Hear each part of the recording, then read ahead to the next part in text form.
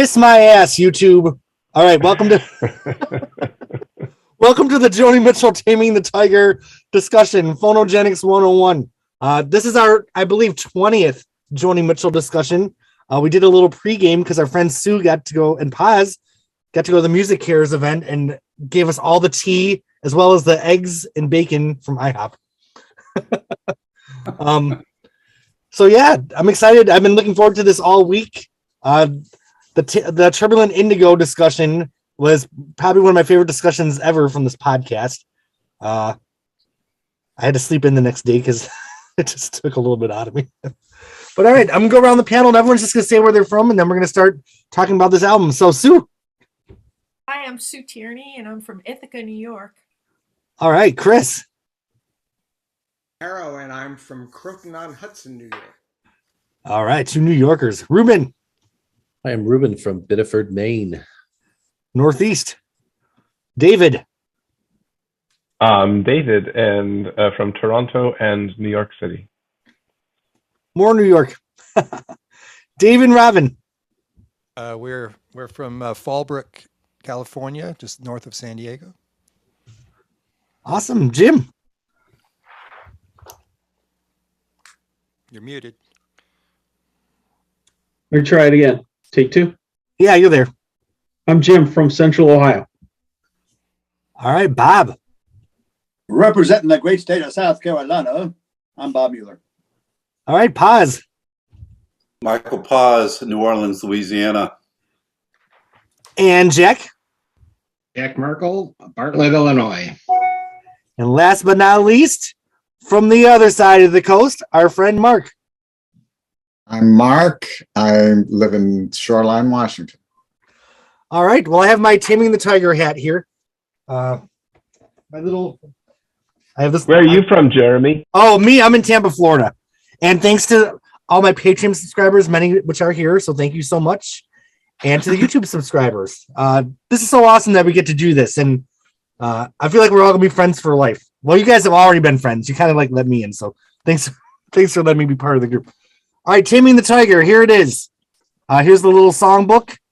JoniMitchell.com had a contest that if you wrote an essay of what Joni's music means to you, you got this Conversation with Joni Mitchell promo CD.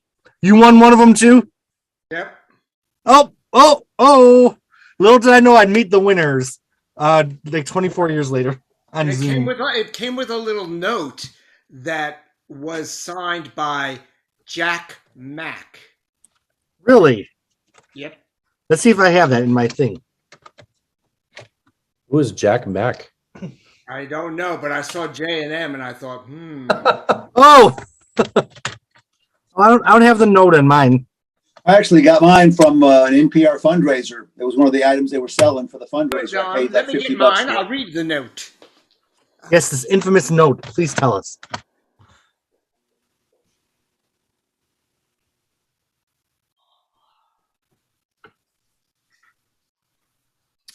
So anyway, Taming the Tiger was the first Joni Mitchell that came out after I moved to Florida. So I moved to Florida in 98. And it came, what month did it come out in 98? September. Came out in September. Okay. I moved to Florida in October 98, but I didn't buy this album until about November, December. For some reason, I just wasn't excited about this album when it came out. I think there was an ad on the TV that had a couple of songs from it, and it just didn't grab my attention. Okay, here's the note. It came on Reprise, stationery, from Burbank, California, and it says, it's very, very emotional. It says, "Dear winner, thanks for entering our Joni Mitchell contest." Joni Mitchell contest is in bold. "We were touched by your narratives. Happy holidays, and we'll see you in 99. Best, Jack Mack."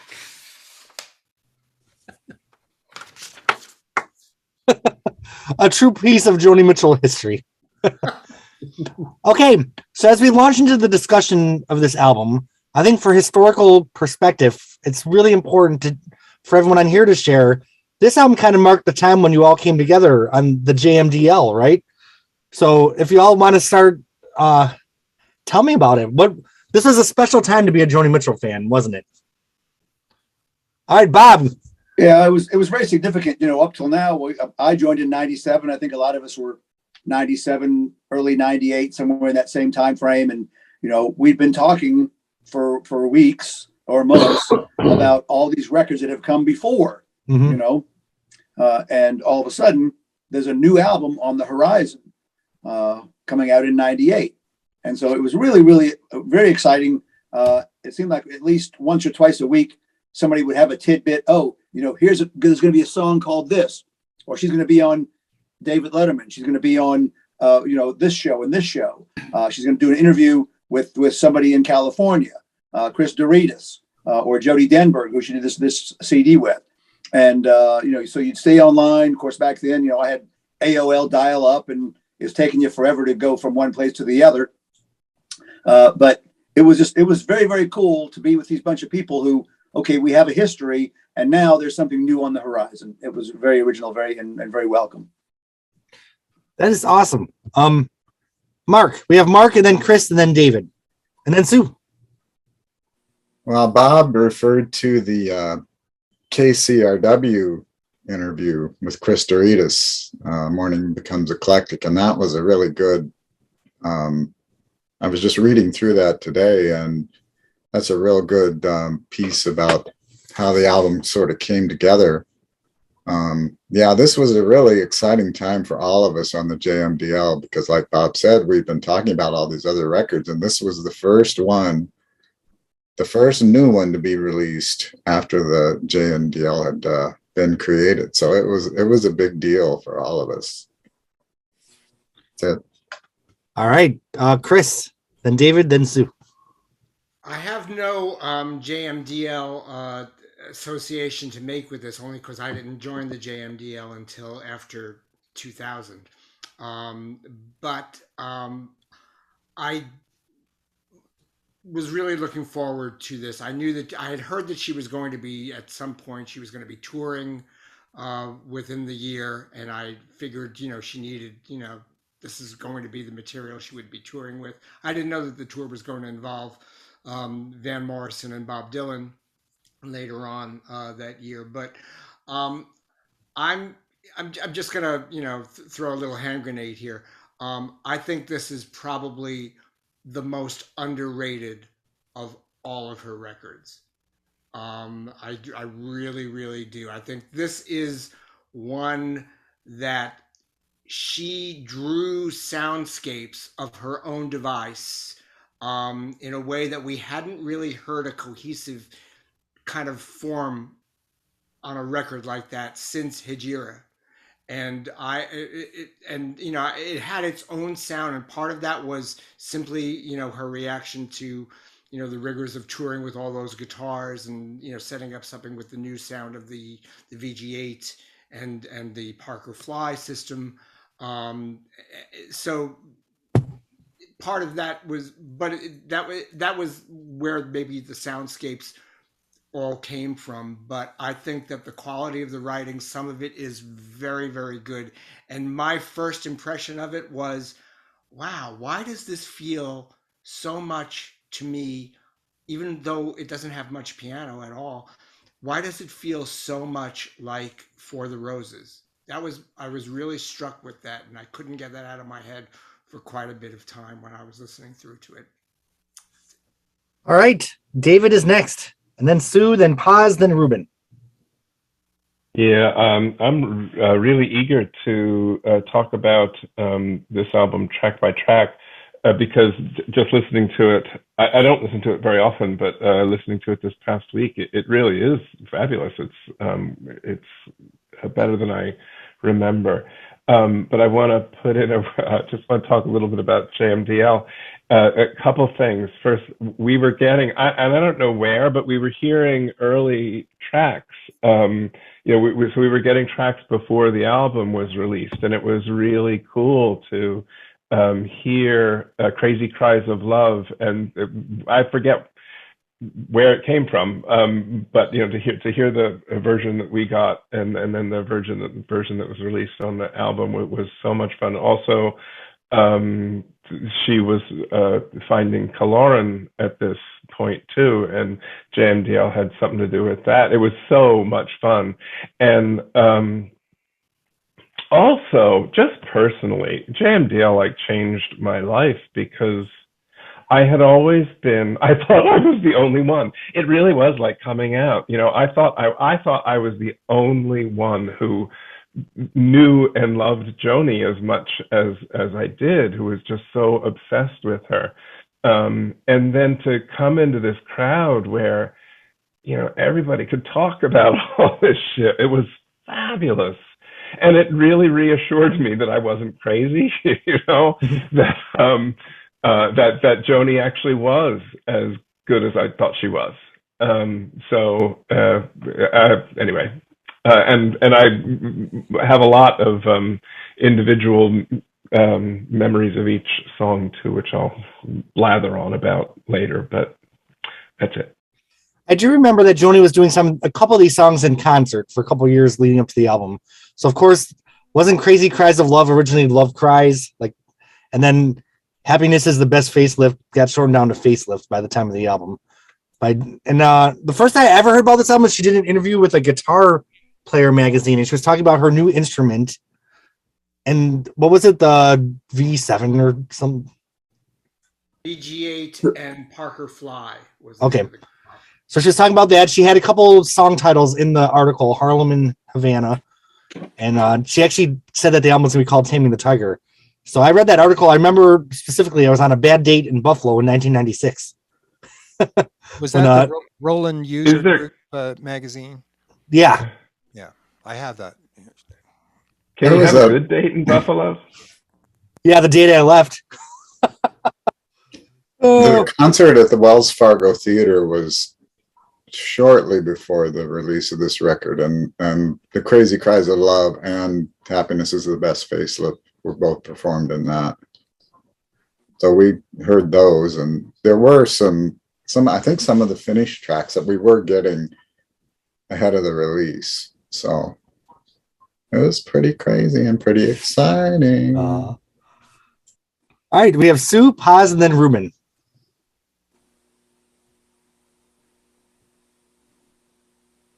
So I was working with Wally Breeze, who was the first, actually his website was the first JoniMitchell.com website. He started that in 95, and he must have been a collector for like decades. You know, he talked about going to concerts in the cafe days.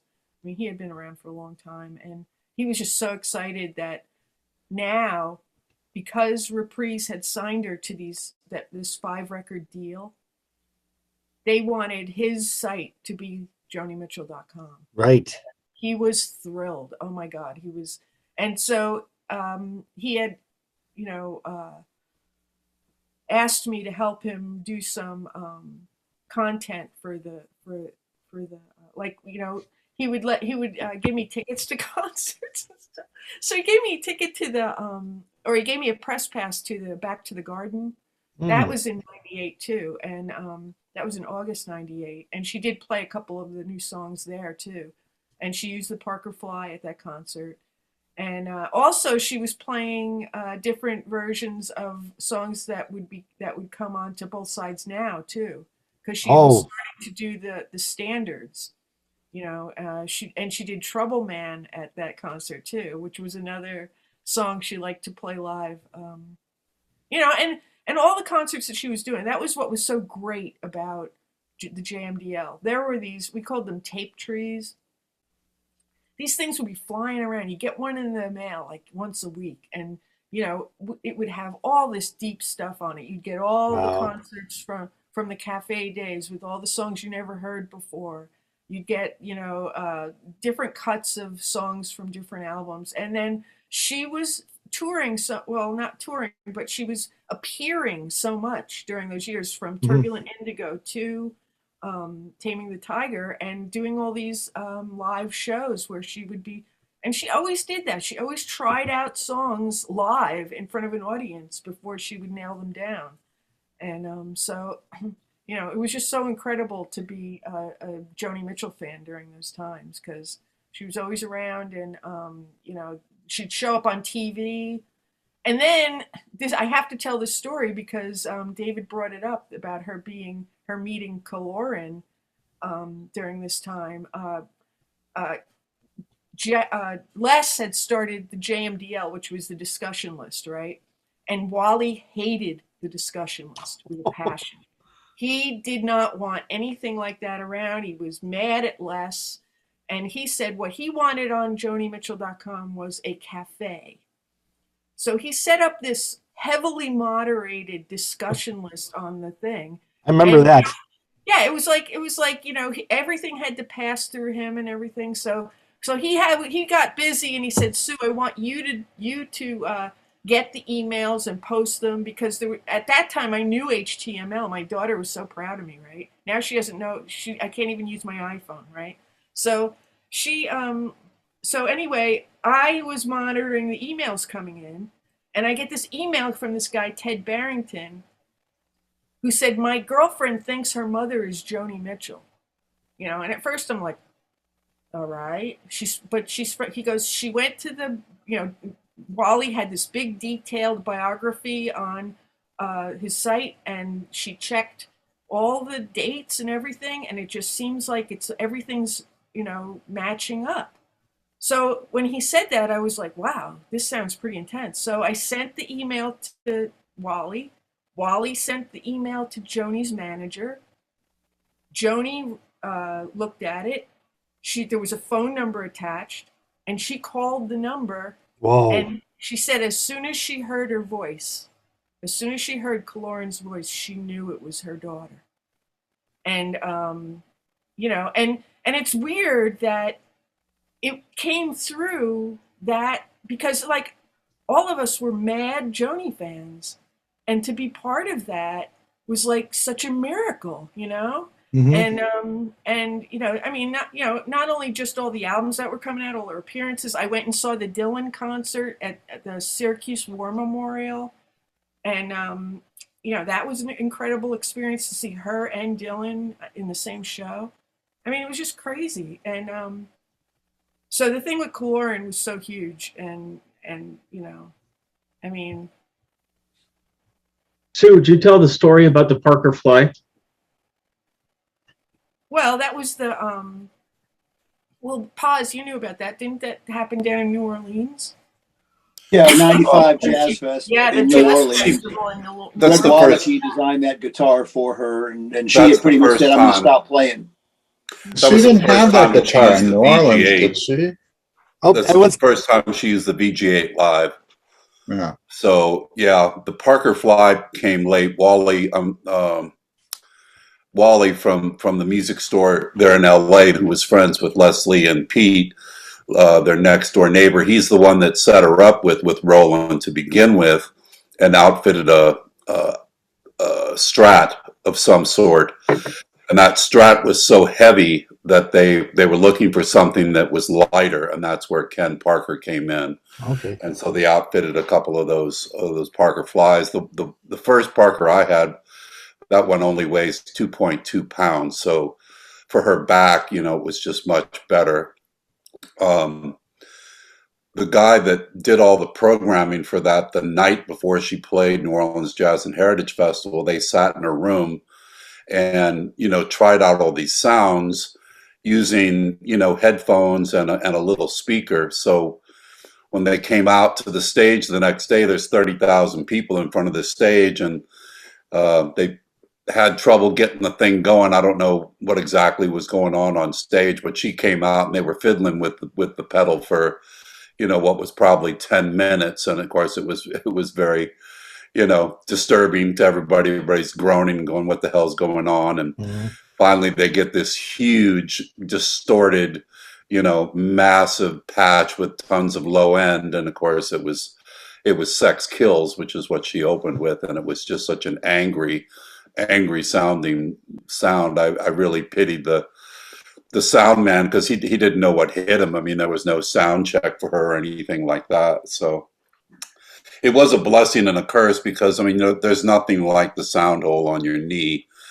but I think for Joni, it made a whole difference in her life, in being able to, go out and tour and work with her tunings and stuff without having to have all those guitars and pay a guitar tech and all of that. Right.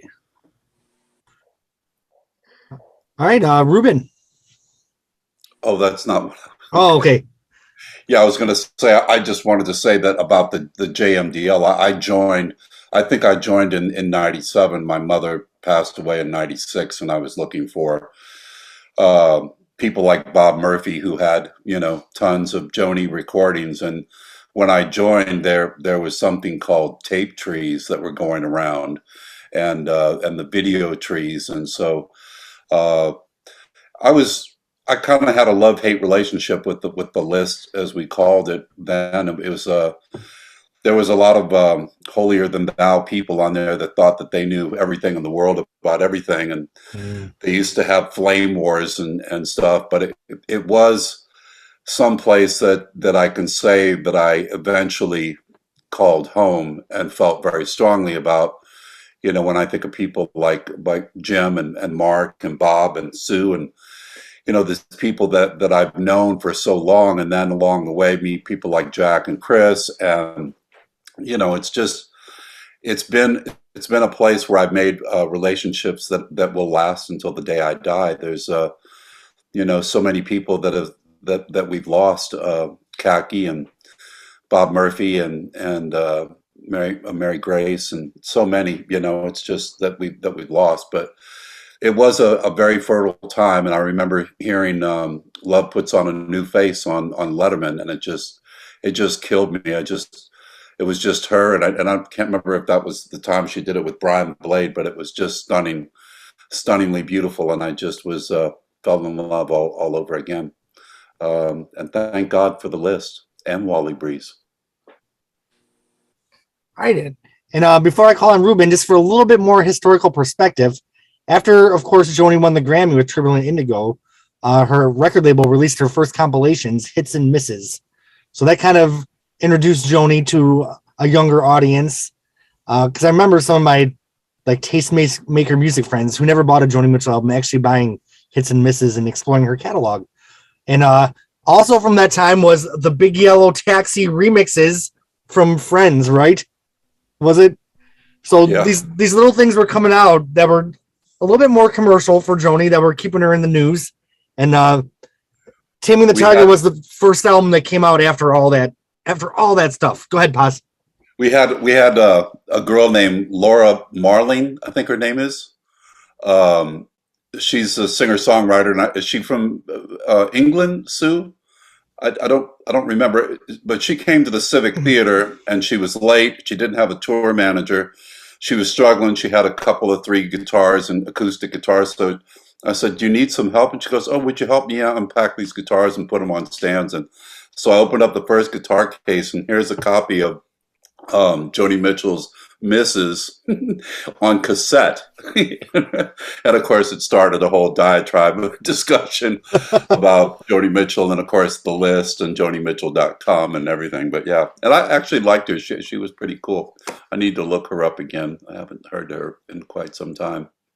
I do definitely have bookmarked in my mind. We did it for the Stevie Nicks journey on Phonogenics to have a discussion just about compilations and live albums. So we will revisit a little bit about hits and misses at a future date. Okay, Ruben. I was trying to think about when I first joined the JMDL. It must have been, I remember answering the emails in the late 90s from my college computer lab because I didn't have a computer. So it must have been around Taming the Tiger time. And I'd forgotten all about the cafe on the JoniMitchell.com site. I totally forgot about that.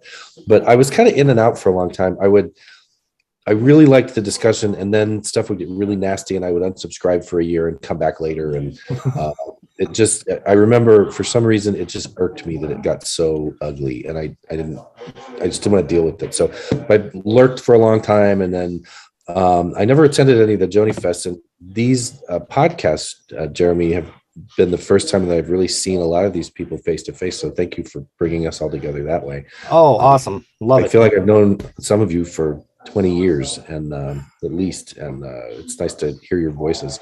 And I found this article, I read it a while ago. I pulled it up tonight about Taming the Tiger. It was from Billboard in 2018. Joni Mitchell's Taming the Tiger turns 20. Why the spaced out album deserves more applause. In 1996, Joni had her biggest break in 2 decades and wrote one of her best albums as a reaction. Her album Turbulent Indigo had been an unexpected favorite, highly regarded as a return to form. Instead of basking in the adoration that had flooded back after an artistic and personal rough patch in the 80s, Mitchell retreated for 2 years and made her most abstract ambient album to date, which I thought was a really interesting way of describing this. I've always liked this album, but it has not stuck with me the way most of the other ones have, and I'm curious to hear what you all think about it. When I re-listened to it earlier this week, I remembered how much I do actually like it. So anyway, that's all I got from Perfect. All right, Jim. Okay. I want to give a shout out to a couple of people who were big influences on the early JMDL list. Mary Grace Valentinson. Mary Grace had a wicked sense of humor, and it's a shame that Les isn't here because he has a great story about Mary Grace. And the other one was Julie Z. Webb, one of my favorite people on the planet. Julie loved to write, and she sort of adopted the JMDL as a place to tell short stories, and she drew some fire for that because some people felt like no, it had to be all Joni, and so at that time we was sort of encouraged to put a tag in the subject line that was in NJC, which meant no Joni content. So it made it easy for people to skip Julie's terrific writing. She's sort of the Nora Ephron of the list, and I miss her. All right. And another, I keep trying to insert these little tidbits in between everyone talking. Joni Mitchell was in a new relationship, right? With a man, was his name Donald Freed? I'm trying to pull out a name out of my mind from 20 years ago. Was he not an artist from Canada? Yep, singer-songwriter. Singer-songwriter, yep. So she'd written some songs on this album about her unexpected another chance at love. And a co-write with him. Yep, that's right. With the trains going by. All right. Saskatoon, I believe. So I bought Taming the Tiger a few months after it came out, and I will be totally honest, the first time I heard it, I'm like, ooh. I just did not like the sound of the guitar. I thought it sounded like a bad electric piano.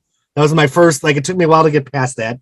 I thought some of the lyrics were really weak for Joni Mitchell. And I just felt, I wasn't a huge fan of, it was Brian Blade on the album, right? Because there's Brian and Brady, right? So it's Brian. I just felt like his drumming wasn't as strong of an anchor as I liked. And then I thought some of the Wayne Shorter was all over the place. And it sounds like I'm being negative, but I just kept listening to it and listening to it. Then I grew to love it. So this one, the first time I heard Night Ride Home, I loved it. Trembling Indigo, it took me a tiny bit, but tiny bit being 2 weeks and I was in. This album took a few months for me to really get into. I felt like some of the songs just kind of meandered. So I'm interested for this conversation tonight. I have a feeling it's been one of those ones where you guys bring out all the great things about the songs and be like, it really is the best thing ever. So before this discussion, I would not give it a 10. I always give everything a 10. So right now, I'm not giving it a 10. We'll see how we feel in a few hours from now. All right. So next, let's move on to the cover artwork. After Turbulent Indigo with the ear gone and the Van Gogh, clearly Joni with the light green. We have the nice green, the cat, the hat. Where's my hat? Oh, goodness. Here it is, my Taming the Tiger hat. So it's clearly that Joni is in a brighter, lighter place. And that is true for about half the album, because on the other half, she is so cranky and grouchy. And oh, we're going to have a fun discussion ahead of us. So, okay, before we get into the music, what did you all think of the album cover the first time you heard it? Or saw it? Jeez, I'm tired. I didn't think it was cool. That's just I thought it was continuing the pretty, theme. right? You have to remember, we were so enamored with getting new Joni product. That I was just, it amazed me. And I walked into the record store in my lunch hour. I bought 3 copies, one that I mailed to my sister, one that I gave to a colleague at work who was going through kind of a rough patch in her own life, and then one, of course, for myself. And so, at the time, it was like one of those Doris Day films where she's surrounded by this haze of love. It was Right. like I could see no wrong and do no wrong. Everything was great. And I Oh, mean, I today love the artwork is nice. It's it's very joyous. I think it's a fun filled picture. Certainly not her sitting there with her ear cut off, and it's a lot lighter than that. I did like it continued the theme with the painting in the frame, and then the whatever font this is over here. She kept us going for a little bit. Garamond. The font is Garamond. Garriman? Okay. All right. Chris and then Mark. Yeah, I agree. The Robbie Cavallina, sort of format, with the painting in the frame. It's a beautiful, lush, beautifully colored, gorgeous garden. The cat looks great. She looks great. It's really pastoral and just really beautiful. Again, other paintings, make their way. The disc itself had Nietzsche. Is that Nietzsche the cat? I mean, the booklet, is beautifully done. I mean, it's it wasn't as expensively rendered a fold as was Turbulent Indigo, but it's still very beautiful. No ear necklace this time around?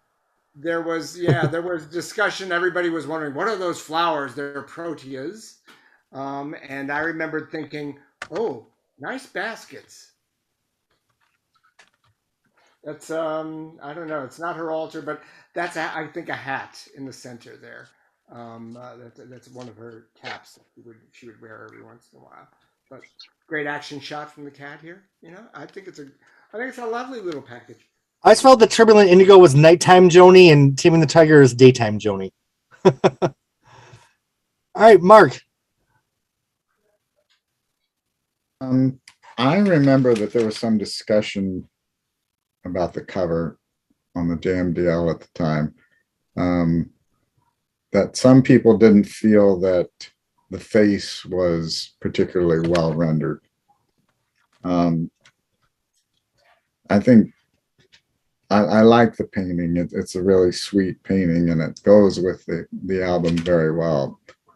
And I think they're kind of right, because I don't know, Turbulent Indigo, you could certainly see that was Joni Mitchell, in spite of the bandage and the hat and the coat. But this one, I don't know, the face looks just a little odd to me. But I like the cover other than that. Looks like a young Joni, right? Yeah. She looks younger than she is there. I mean, she looked definitely older in Turbulent Indigo one. I think she painted herself older. It's funny how time goes by, though, because at the time when this came out, I'm like, oh, Joni Mitchell's so old. But then when you see footage from her playing back then, like, oh, she was so young back then. All right. Does anybody else want to comment about the cover before we move on to the track by track? Just trying to count the number of paintings that are actually included in the booklet, and there are quite a few. This is actually one of my favorites, which has the old the river name. That's Donald Freed, right? Yeah, that's Don Freed. Is there a name for that when artists write words on the frame in this manner? I've seen it done by other artists, but I don't know if there's a name for it. I'm not sure. All right, Sue, your hand is up. I just wanted to say that I really love this era of Joni's paintings. It's very impressionist, but also, I mean, she just has such a great command of, kind of realistic, figurative type of painting. I mean, she was good at other stuff too, like the abstracts, but I mean, I just love the composition of these paintings a lot. the way that her eye is focused on some of the nature, like the glistening of the river. I really love that snow painting. I don't know if that's the one that's in Taming the Tiger, but she's going down this road and there's big snow drifts on each side, and I'm telling you, it looks just like where I live. With the deep snow and the blue in the snow. Oh, it does look like New York. Yeah, and it's Mhm. just so incredible the colors she gets. One of my favorite things when I was learning painting when I was a teenager was finding how many colors you can get into white. Because she's just a pro with the way she composes the painting and the way that she uses the paint in a really impressionistic way. I just love it. So I think that snow picture might have been Turbulent Indigo, if I remember Maybe right. it was, yeah, because it's probably somewhere up in Saskatoon, but it looks just like the roads that I go down here in Ithaca. Because I remember feeling the paintings on this one were much more summery. Like this is her daylight summery. There's one called Canadian Bacon. Oh, I love that. Isn't that of a snow-covered road or something? Yeah, it might be, yeah. But it's like a sunset or something. I don't know. Bob, your hand is up. Joni was a daytime person. I didn't think she got up before 4 or 5 o'clock in the afternoon. Right. Yeah, there was another one from this era that was not included in the booklet, but it was put on a T-shirt and sold at her concerts. Not the one that Mark has on, but the other one where she's French kissing Donald Freed. They have their tongues stuck together, and that one was not not quite as popular as the one that Mark has on now. People kind of went, ew. Myrtle didn't like that one. TMI. Yeah, I love it though. It was so cute. All right. Any other thoughts on the album artwork? All right. Well, we first heard about Harlem and Havana when she did the interview in the magazine that Dave was talking about. And I just remember the first time I heard the song, I'm like, boy, this is a mess. But I know it's supposed to be like it's supposed to be like a carnival, and her and was it Emmy May? Yeah. So what do you all think of the song? Paz, your hands up. Paz and Chris, get it started. Okay, so yeah, I never go first, so I figured I would on this one. So during the time, it must have been late 96 or 97, I had another opportunity to spend time with her, and there was a dinner planned at Maximo's restaurant here by my friend Lucy Burdett, who's the one that introduced us in the first place. And so she had a party, an after party at her home, and we were in the front room. Fred and I were in the front room, and I was playing piano, and then we heard her come to the door, and she was with that woman Gloria, I think, that was still traveling with her as her personal assistant. I don't really know what her title was, but they were telling Lucy that they were going to go out on Bourbon Street and do some research for a song that she was working on. And I don't know this for certain, but it's my opinion that, with all the barkers that they've got on Bourbon Street where, they're saying, hey, it's showtime, come right on in, So I think that's, she was writing that tune, and the sounds on that song, the synthesizer sounds and the VG8 sounds were really amazing, and it just really I really liked the tune a lot.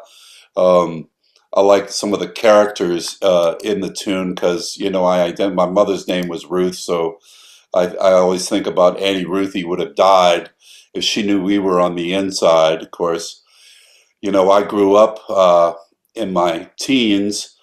My friend Jorge was a bass player for a woman named Sandra Sexton, who used to take a bath in a champagne glass on Bourbon Street, this huge big champagne glass. And so he was the bass player. So when I come home from school on a weekend, I go and hang out at the club and, be back in the bandstand with the guys and watch Sandra Sexton take a bath. And, but, a lot of these images reminds me of New Orleans and of Bourbon Street and so on. And then obviously the connection to Havana, and it does have a little bit of a Latin thing going, I think, which is also prevalent in New Orleans music. But I love this tune. Yeah, I feel like I keep bringing negative things up, but upon the first listen to this album, I felt Joni's voice on Turbulent Indigo was lower but very robust. And upon first listen, I just felt like it was very thin on this album. Like it just didn't have the same kind of power, in my opinion, that I had on Turbulent Indigo. And I'll admit, I've been so busy this week, I didn't get to go back and listen. So I suck as a host. But I listened to this album a lot for many years. Okay, Chris, you're next. Then Sue, then Bob. All right. So Harlem Havana is one of the 2 or 3 songs she ever wrote in standard tuning.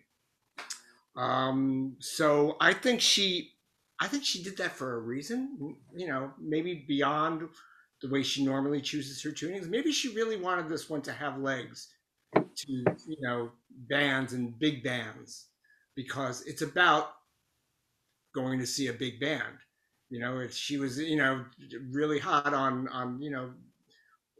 thinking about all of her experiences listening to Duke Ellington and the exposure she had to him. All right. Full disclosure. My first job, I was a carny. Every year, there was a sandlot across the street in Queens, one of the very, very rare, open spaces. Anyway, this carnival used to set up once a summer. The percussive sounds that started, and I swear to God, this is my association, but I will go on record.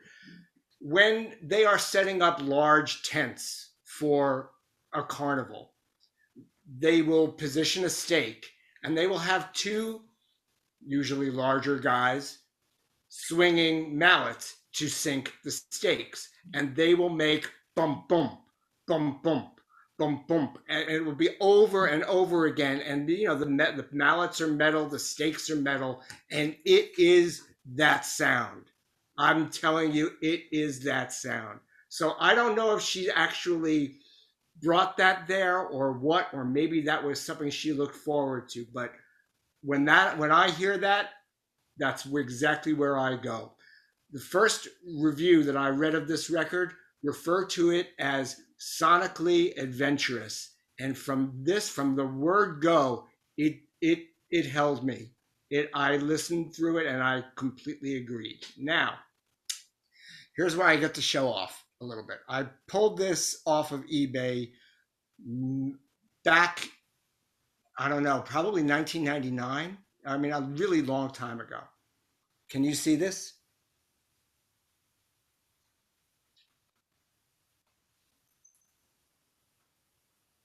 That's the Harlem Havana, right? That is the Harlem Havana setup. Oh, wow. It is a bandstand, and the musicians, would play on this. And I'm guessing that there's some kind of stage within it. Okay, here's the second story. I gifted Joni Mitchell this photograph when they were doing Green Flag Song, and I gave it to the gallery owner, Chrissy Glenn, and I said, or the people who were mounting the show for her, and I said, could you please give this to Joni? And I said, I really know that she's going to like this, right? So they go, they meet, she meets her, before she leaves town, whatever. And she said, the guy who gave this to me said, you're really going to like this. And she goes, oh, really? Oh, we'll see. And she rips it open, right? Because it was, just before her birthday. It was in October or sometime. And she looks at the photograph.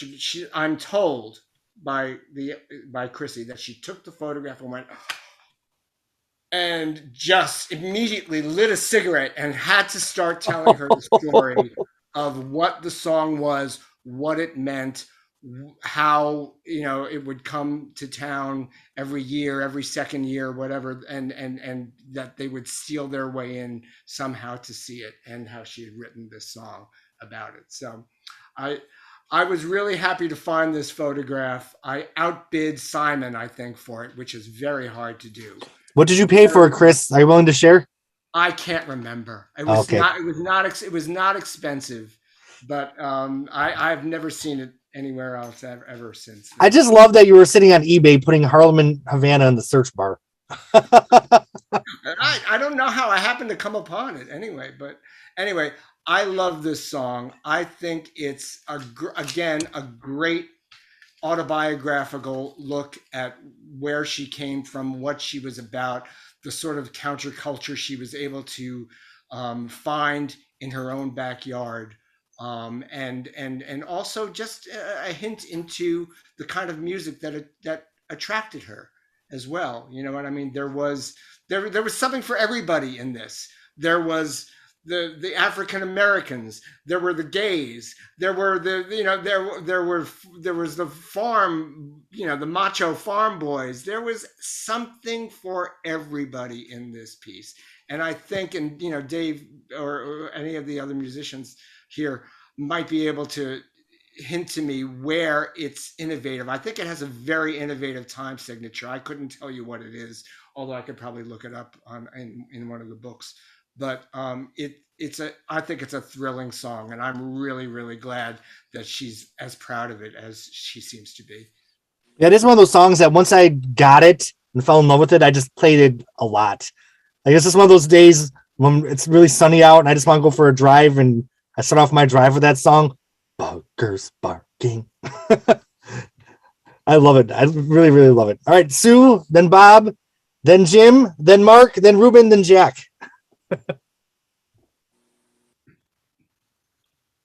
So this song is, I mean, when I first put this on and heard the first song, it was like very jarring. And it's really funny because I think of other songs that were like that had such a unique, different sound, like Jungle Line and The Wolf That Lives in Lindsay, and other songs like that, where she used these like incredible sounds that sounded amazing and fit with what she was trying to put across, yeah, this was in concert tuning, and I remember her talking about the, I don't know what the time signature is or anything like that, but she said that she wanted to play the type of music where, and she talked to Brian Blade about this, where you have a rest in the song where the guy kind of leans back. I mean, it was like she wanted it to sound just like that band that was playing like long and lanky, that type of thing. It was just, I have to look up that interview again. It was really interesting the way she talked about it, because the time signature is really, and the whole tune of the song is supposed to sound exactly like the band that she went to see at that Carney thing. So that was a cool picture, Chris. Yeah, super cool. You can see a megaphone or some kind of electronic horn in the corner. So I all I hear is, "Step right up, folks. The show is about to begin." And I love that line that goes, "He's a man with the yellow feather fan." It's like, oh my god, it's so great. I love it. It's a great song. I heard Howard Wrights play it. There's a couple people who I know who play that song. And also, oh wow. Okay, I'm gonna stop now. Yeah, well, just so you know, according to the Book of Joel, it's in a very unique time signature of 4/4. Yeah, right. Very unique. Right. All right, Bob. So yeah, like I said, I really, really wanted to love this record, and I love the way the record starts. Like you, Jeremy, I think her voice is kind of thin throughout a lot of it. I don't like the sound of this VG8 guitar. I never did, and I still don't. And it's like, I understand you need it for touring, but in the studio, you could have used something a little bit warmer that wasn't so tinny and sprinkly. And so anyway, I love the marimba sound she gets from this guitar to start with, which leads you into the Afro-Cuban theme of Leon Claxton's Harlem and Havana that toured for about 25 years, from the 30s to the 50s. And what a great entry song, right? Step right up, folks. The show is about to begin. Mhm. You know, Joni just seems to have a way of picking that very first song that just sucks you right into it. It's a great tune. And Bob, I'm glad you share some of my thoughts because I don't feel so alone anymore. Nope. You know, trust me, I'm honest about it. All right, we have Jim and then Mark. Okay, I'm with Sue on this one. To begin the album with this was really jarring for me, and I thought, oh, it sounds like this was poorly recorded, and so I just reared back. I didn't get it. That said, it works a whole lot better on this album, which is Joni picks a bunch of songs that were influential to her. Oh, and she put her own song on there. She put her own song on it because, you know, she's Joni Mitchell. She can do as she pleases. I might be leaving out a couple swear words. And so in typical Joni fashion, she gets the sequencing right in this album, but not in the other album.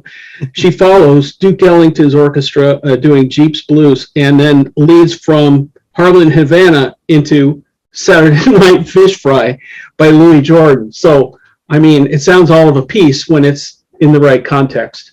The other reason I didn't think that the sequencing at first worked was because in many of the previous albums, the first song on the new album sounds a little bit like a throwback to the previous album, and she kind of eases you into the new sound. But with this one, she just smacks you right in the face with this, what sounds like a poorly recorded album, and she redeems it later. I'm out. All right. Mark, you're next, but you just got up, so we'll come back to you. Oh, are you still there? We have Mark and then Ruben, then Jack.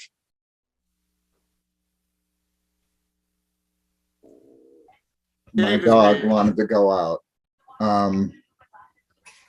Okay. What was I going to say? I was reading through the transcript of the Morning Becomes Eclectic interview that came out. I think it was prior to the release of this record, and they played some of the tracks from it.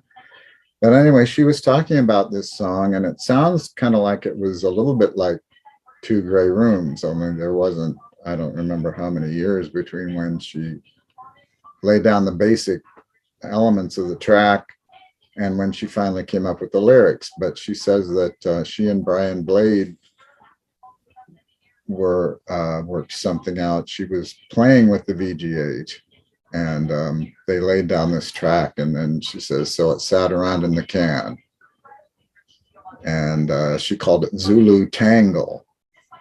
And then she said, I remember this incident in my childhood, and it's pretty much autobiographic. Harlem in Havana was, she called it an Afro-Cuban burlesque show, I think. And they were based in Florida. There's an article on the JMDL about this this outfit, Harlem in Havana. And I really love the song. I mean, I was kind of blown away by it the first time I heard it. The thing was, though, that, and a lot of people, I mean, Bob and Jeremy aren't alone. A lot of people said they didn't like the sameness of the sound of the guitar on this record. And it seems odd that, excuse me, this was the only track on the record that she really experimented much with the different sounds that this VG8 could make. And she said it was a patch or sound called crystal. It doesn't sound very crystalline to me. Gosh, I'm sorry. I think maybe I need to stop for a while. We'll get back to you, Mark. All right, Ruben, then Jack, and then Dave and Robin. I really liked this song too. I thought it was a great album opener, but I remember being shocked at how she seemed to really be straining to hit some of these notes. And I wondered, I mean, I assume she did it on purpose that way. I never was over. A lot of people at the time were critical because Joni's voice was changing, and was it cigarettes? Was it not cigarettes? I never really cared. I thought her voice was cool as it got deeper, but it seemed funny to me, every time she sings, Annie Ruthie would have cried if she knew we were on the inside. She's really straining all those high notes. And I wonder if anybody else has any thoughts about that. Cause like I said, I assume she did it on purpose. Is she trying to sound like a kid?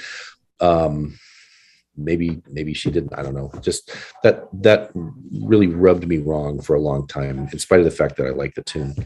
All right, Jack. It does sound like it's on purpose to me, though. It sounds like she's whining like she would have been a kid, and they were being bad girls.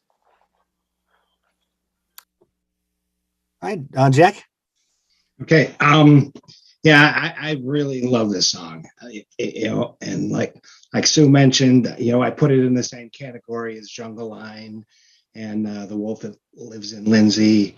Probably the problem I had with this song is that it set an expectation for me that the rest of the album was going to be this experimental and this interesting. And so it kind of took me a little bit longer to get into the rest of the album because I thought this song was so strong. To me, it absolutely captures what it's like to be, strolling through a carnival as a little kid and all the weird sounds and, commotion around you. And I don't know, I just love it. And I personally like an album to start, it kind of reminds me of Goodbye Yellow Brick Road, like the first time I played that and Funeral for a Friend came on and I was like, what the hell is this? This is fantastic. And that's kind of the way I reacted to this. I really liked how interesting and weird and wonderful it was. That's all I got. All right, Dave and Robin. I think that this tune actually harks back to Cotton Avenue, and it starts the album in the way that Cotton Avenue started that album. Yes, there was the overture before that, but this kind of launching into this album with a jazz feel and a kind of ogling at black culture definitely has a parallel with Cotton Avenue. So I think that it works in as much as it works on Don Juan as an opening tune. For them, it's called an Afro 12. It's 4/4, but it's syncopated, so the all the accents are very much against the beat, and you can't really tell where one is until she starts singing. So that's kind of a trick to kind of wrong foot the listener until they can't quite get their bearings until you start singing. And we used to call it a garden path in our band, where we would deliberately write those so that people couldn't tell where the beat was until a minute into it. And then as for the sound, I have problems with the VG8 too, and I get the convenience aspect of it for touring, and I think there are parts of this album where it's really beautiful. So it's on a patch to patch basis, I think sometimes it works great. This particular patch has what's called a ring modulator as an effect, and it has this very there's a metallic overtone that is non-harmonic, so it kind of sounds like when you've got when your computer is set to the wrong clock rate in digital recording, and you get this bizarre kind of digital artifact. So it's a very unsettling sound. It's not a pleasing sound. People have described it as sort of a kind of a xylophone kind of a thing, and I suppose it's slightly like that. It's sort of metallic, but the problem with it for me is that it's so non-harmonic and it's loud. So I like the VG8 more as the album progresses, but to start the record with both a wrong footing rhythm and a ring modulator is pretty risky.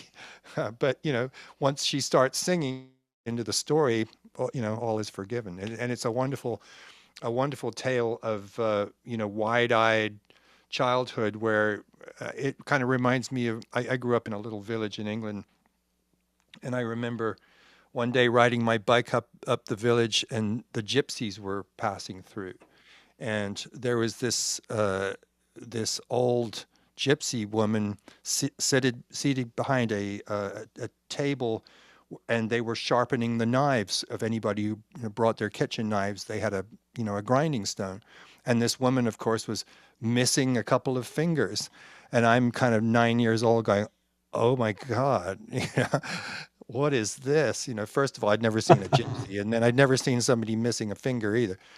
And it was that sort of feeling of goggle eyes at the wider world that Joni kind of is describing. This, like, you're from Saskatoon, and here comes the black trumpet players from Africa. So I love that storytelling part of it. I really do. All right, Chris. Yeah, I mean, my hand went up because I actually wanted to, respectfully disagree with the VG8 sounding the same all the way through the record. I think it actually picks up some different character, as is appropriate, in on various songs. But in particular, this one, I think, and I used the word soundscape earlier.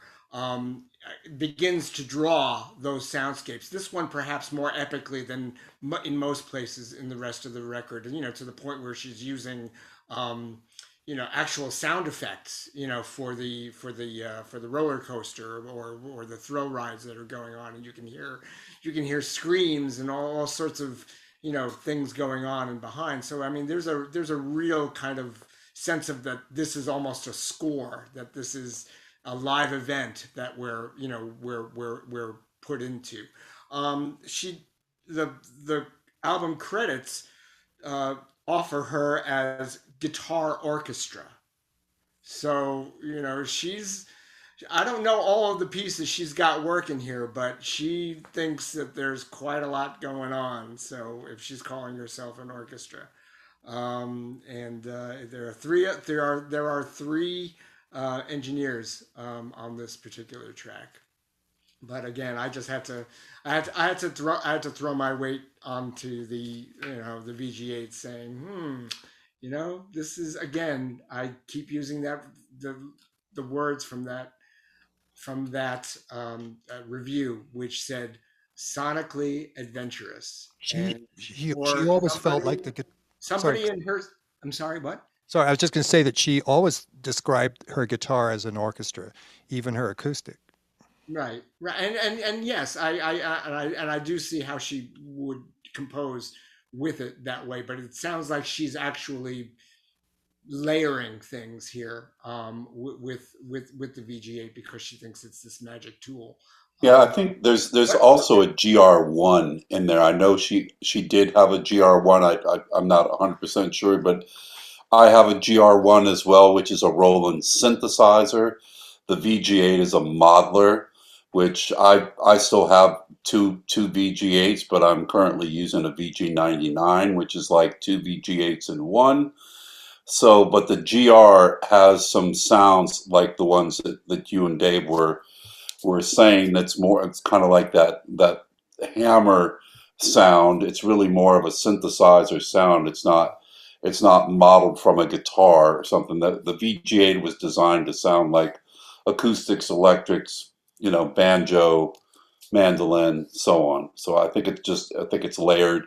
It could even be keyboard stuff that she's doing there as well. Well, I have to say, though, I still give her an incredible amount of credit to be as adventurous at this stage in her career. And I know the orchestral albums are follow this, but just her ability to reach into a new kit bag and come up with some novel uses of it like this kind of make what happened with Shine even a little bit more disappointing. But we'll get there. All right, and Robin, did I skip by you earlier? I apologize. I'm going to bring it back to you. Well, I was just gonna to mention her voice on that song. I kind of think she was trying to sound like a kid, you know, maybe in her, so her voice was a little whiny, and so anyway, that was my comment. Because the next song, "Man from Mars," her voice was really lovely in that one, I think. Right. So that I think that was a choice. All right. Ruben and Jack, are you guys hands back up or are they still up from before? Mine was up from before. Okay, Mine- Jack? Mine Okay. too. Paz, did you have anything else to say? I'm good. No, I just added that about the synthesizer. All right, cool. All right.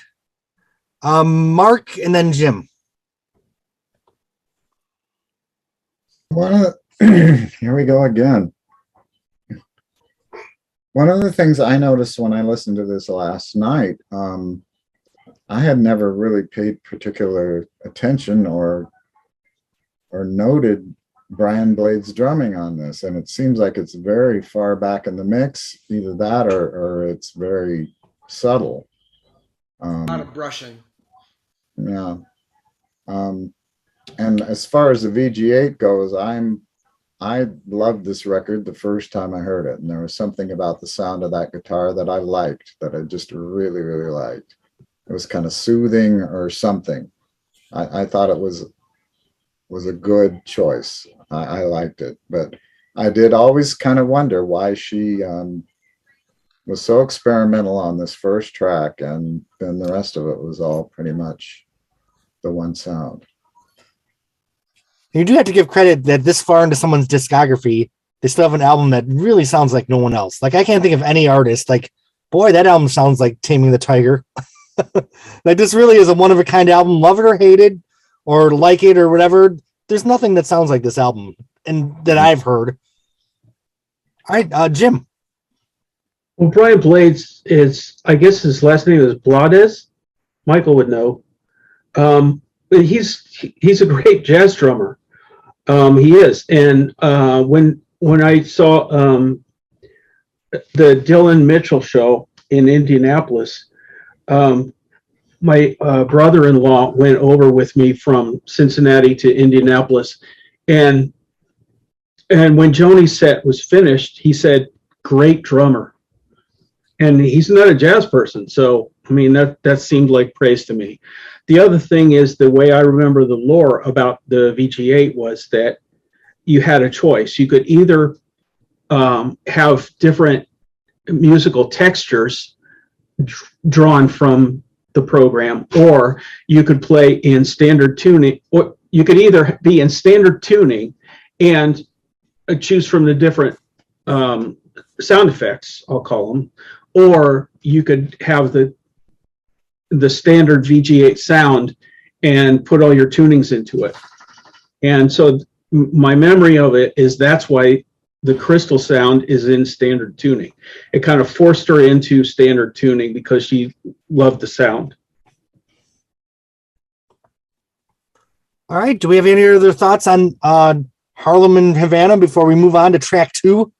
You can do those crystal sounds that you talk about in the open tunings. I mean, basically, just so you understand how it works, for the first thing you choose in the VG8 is what kind of guitar sound you're going to have. So most of the stuff that I do is acoustic guitars. Then you've got a plethora of styles of guitars, like a big body Gibson or a small, a tenor style guitar, or they've got a bunch of different algorithms that they use, and all this is modeled. It's not a sample, it's not a synth sound, it's all just modeled. It's all ones and zeros that approximate the sound, some of them better than others. But then they can be affected by any number of effects, including compression and distortion and reverb, delay, all the stuff that you would imagine. And then even the style of amplifier that you're running it through, all of that can be modeled as part of the chain that you put it through. And then if you compound that if you go to the BG99, you can do it times 2. So then you were able to do stuff like 12-string type guitar sounds. So it's pretty neat little box, you know. No, it doesn't sound like a 6-string Taylor or Hummingbird or whatever, but yeah, it's fun. So Bob, who covered Harlem and Havana? 4 covers of Harlem and Havana, first done in 2005 by Maria Pia De Vito. And if you're a stalwart of the Joni covers world, which only I am, you love her because she's done like 20 covers. And she loves the deep tracks. She's Italian. She plays with Italian musicians. Like most Europeans, they know Joni past Court and Spark, and they love the 80s, 90s, 2000s, whatever. They know her entire canon. They love it. They dive into it, and she's no exception. And she's great. She's a great singer, and she has a great musician she plays with. She did an album called So Right, which was basically a Joni tribute record. It only had 2 of her original songs on it. So yeah, Maria's great.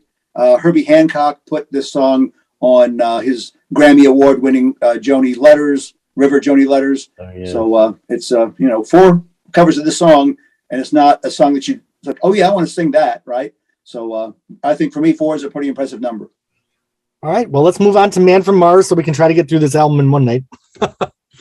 The legend is that Joni Mitchell was approached by a movie company to record a song that was For the Roses-ish, correct?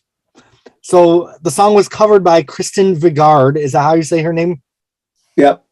And if you listen to that version, of course, it is a piano song. I would probably not mistake it for an outtake from For the Roses, but it is cool to hear Joni back on the piano. And someone early in this discussion did say that they felt this album reminded them of For the Roses, right?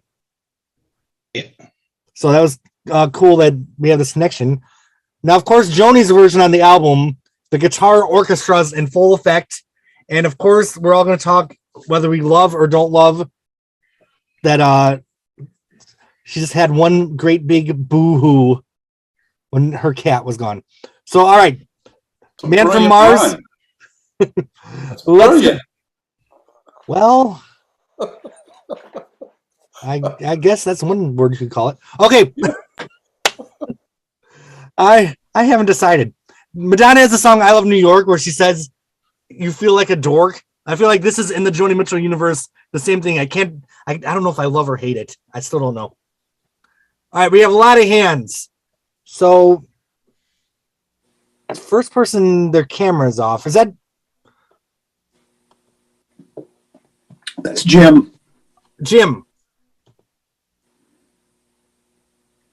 Going next. All right. So here's the lineup. We have Jack, David, then Chris for the next 3.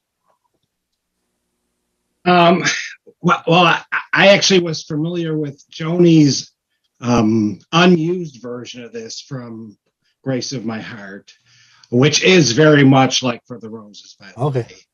I don't know if you've ever heard it. The soundtrack to Grace of My Heart originally had Joni's piano-only version on it. Oh, I've never heard that. And because they decided not to use Joni's version in the album, she made them pull it off the soundtrack and then replace it with the one. And so there's, like the first batch that was sent to record stores has Joni's version of the song done acoustically with a piano, and it's gorgeous. Wow. Yeah. And because I was familiar with that version, I had a very hard time with this one. It's still very nice, and I've warmed up to it, but it's nothing like the one she did for the movie, and that's very, very reminiscent. And that was one of the reasons I think why I was so surprised, because like I said, I had that first, and then I knew this album was coming out and it was going to have Man from Mars on it, so I was thinking, oh man, this is going to be like For the Roses. She's back to the piano and doing acoustic, and it'll be gorgeous. And then Harlem and Havana came out, and I'm like, oh my God, what the hell is this? But it's a very, very pretty version. It just, I don't think it comes close to matching the other one. Yeah, that's the first thing I'm going to do when I get off this podcast is go seek out that version. I will say that the line I love from the song is we're just talking about the wiring in the walls. I just always thought that was so beautiful. All right, David, and then Chris. Yeah, I just actually was going to say what Jack said, but I also want to get a shout out to JMDL. It was on JMDL. Julian Gross, but small-chested women like this. Gappy. Hello? You guys, look. It was on. So somebody on JMDL published the serial number or ISBN number or whatever of the CDs that had this precious Joni Mitchell rather than the Kristen Bigard version of Man from Mars on it, and it is beautiful. It's gorgeous. I'm on Discogs in my other browser window. I think I just found it. All right, Chris, you're next.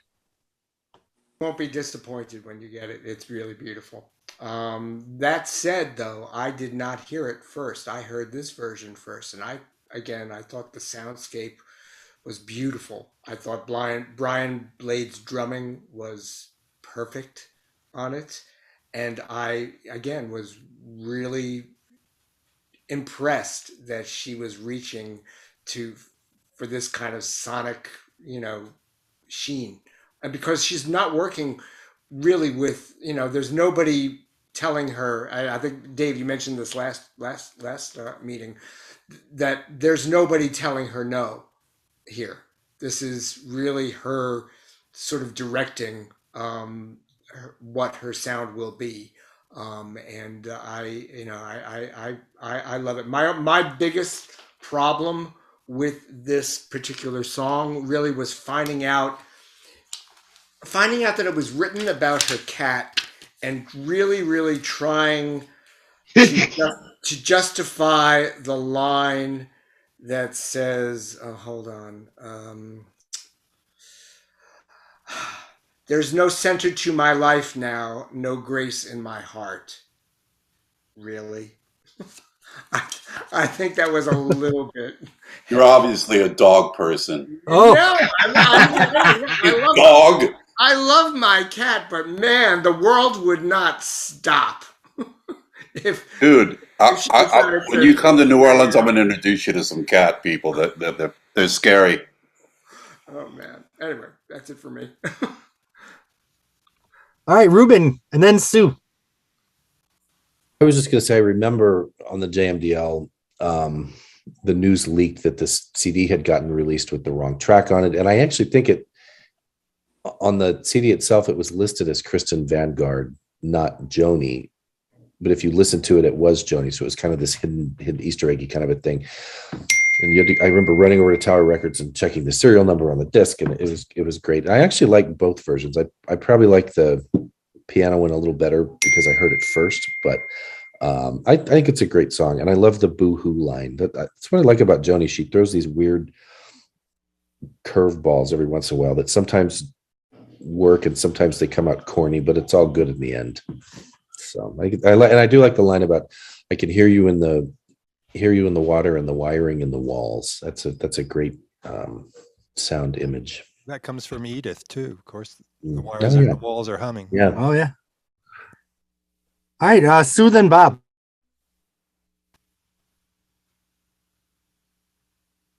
Well, I agree with what everybody said. I really love this song. The movie was interesting. I mean, the line "Grace in my heart" is in there because that's the name of the movie, right? Right. So, but the movie was about Brian Wilson in a way, and he also was a man from Mars in certain ways, But yeah, this is a beautiful album, and I'm really glad that people are talking about how it reminds them of Red for the Roses, because it didn't occur to me, and now I'm thinking about it, and so I don't want to repeat a couple of things. I was going to talk about the CD that had the Mysterious Joni track on it, and how crazy everybody was in the JMDL hoping to get a copy of that. I'm not even sure. I mean, I wonder if you can get one now, I just found one for $10.75. All right, there you go. And in the description, it says with the elusive Joni Mitchell vocal. So it is the authentic one. Yeah. So, I mean, in those days, forget about it. Oh my God. I didn't even bother, I thought that there was no chance I'd ever get one. But now you can probably listen to it on YouTube. I think you can because Ruben just posted it. All right, Jim, you're back.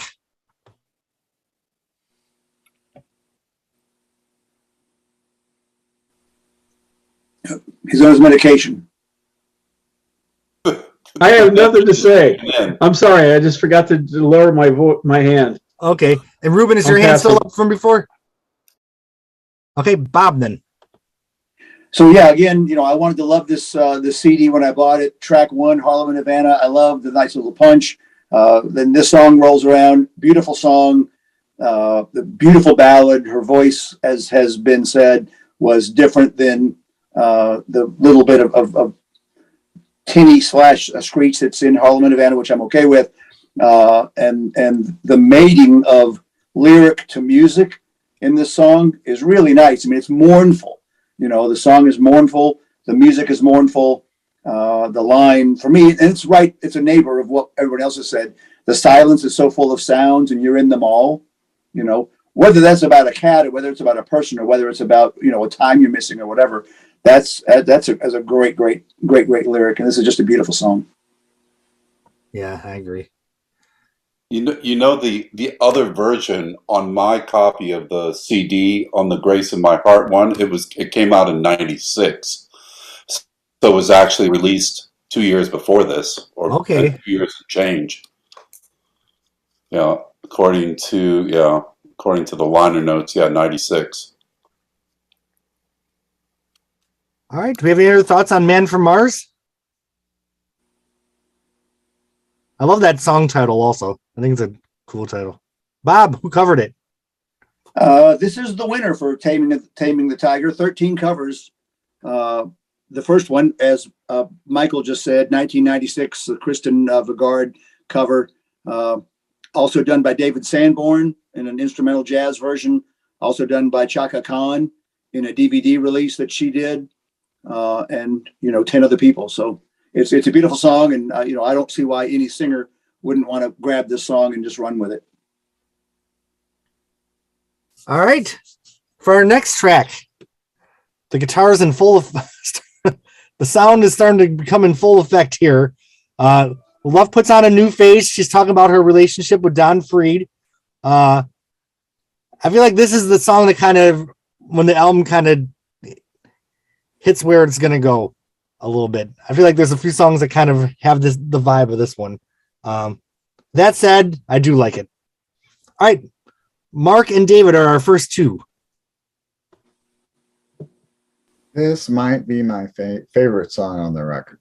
I really love this song. I think some of the writing is beautiful. He said, "I wish you were with me here. The leaves are electric. They burn on the riverbank like countless heatless flames." I think that's just amazing writing there. But I don't know. I just love the song. I think it's really beautiful. I guess that's all I really want to say. And we're back to talking about France again too with this one. All right, David. Yeah, I gotta say, when I first heard "You Think You're a Lady, but I Know You're a Woman," I wanted to hang up the phone and say that is the tritest shit I have ever heard out of Joni's pen, ever. And it really dampens the song for me, but it is a lovely song. It's a beautiful song, but that lyric, nope. I feel like this whole album for me is like there's some really trite lyrics and there's like that one line that's like, holy shit, that's the Joni line. But she doesn't, for me, on this album, maintain it. Because like Turbulent Indigo, it'd be hard for me to find one line outside of How Do You Stop that isn't like Joni level. And I just felt like they David, like you said, I found a lot of that on this album. But there's the treasures if you stick around to find them. All right. Mark, you already talked, right? Yeah. Okay, Chris, and then Sue, then Dave and Robin. One of those sort of treasurable nuggets, the one that grabs me on this song is and the lonely loon and the crescent moon, what a pocket of heavenly grace. I melt every time I'm there. One of my favorite places on the planet was a lake in the Adirondacks, and I remember falling asleep to the sound of a loon, and it's my happy place I go to. It really is. I think that this is really, I think, where the album begins to sort of find its rut, if it will, because I think that there's sort of a sense of it's settling in a place now, sonic wise, where I think we're not surprised to the level that we were already going forward, which is not necessarily a bad thing. As I said, I'm really happy that this album has as much of an identity unto itself as it does, where nothing else had since Hijra. So I'm happy to see it. I do think that I want to call out the beginning of what I think is some of Wayne Shorter's best work for Joni. I think might actually occur on this record. Perhaps not in this song, but again, Wayne Shorter is starting, to really thrill me in this track. I have 3 things to say before we move on to the next person. Did I miss anybody's performance? I had such a bad day at work today, I'll be honest, and I'm just not on my A game. So I didn't miss anybody yet in these first 3 songs, did I? Well, Michael is playing this song. Okay, so Michael, we will finish the hands we have up, and then we'll have Michael perform it. The second thing I was going to say, I can't remember. All right, so Sue will go. Sue will go to you, and then Dave and Robin, and then we'll have Michael play. I think this is the mature version of "In France They Kiss on Main Street." She wants to go back to Paris again. This song is really beautiful. I love playing this song. It's just so great to play. And Michael will play it, but it's like, oh my God. I like the line about the leaves are electric, I'll paint pyrotechnic. It's really great. I mean, I think that Joni, all through this album, is clearly like silly in love, and there's a couple songs that are really really talk about being in that passionate type of space. So I like this song a lot. I remember one thing I was to say is that Chris said that this is where the album went to its rut. So I was just thinking, if we're gonna be optimists, we'll say this is where it goes into gear. If we want to be negative, we'll say rut. I think it could go out depending on what song we're talking about. So, all right, Dave and Robin, and then Ruben, and then Paz. I am so sorry we didn't do it at the beginning. I am fired as the Phonogenics 101 host. I agree with you, Jeremy, about the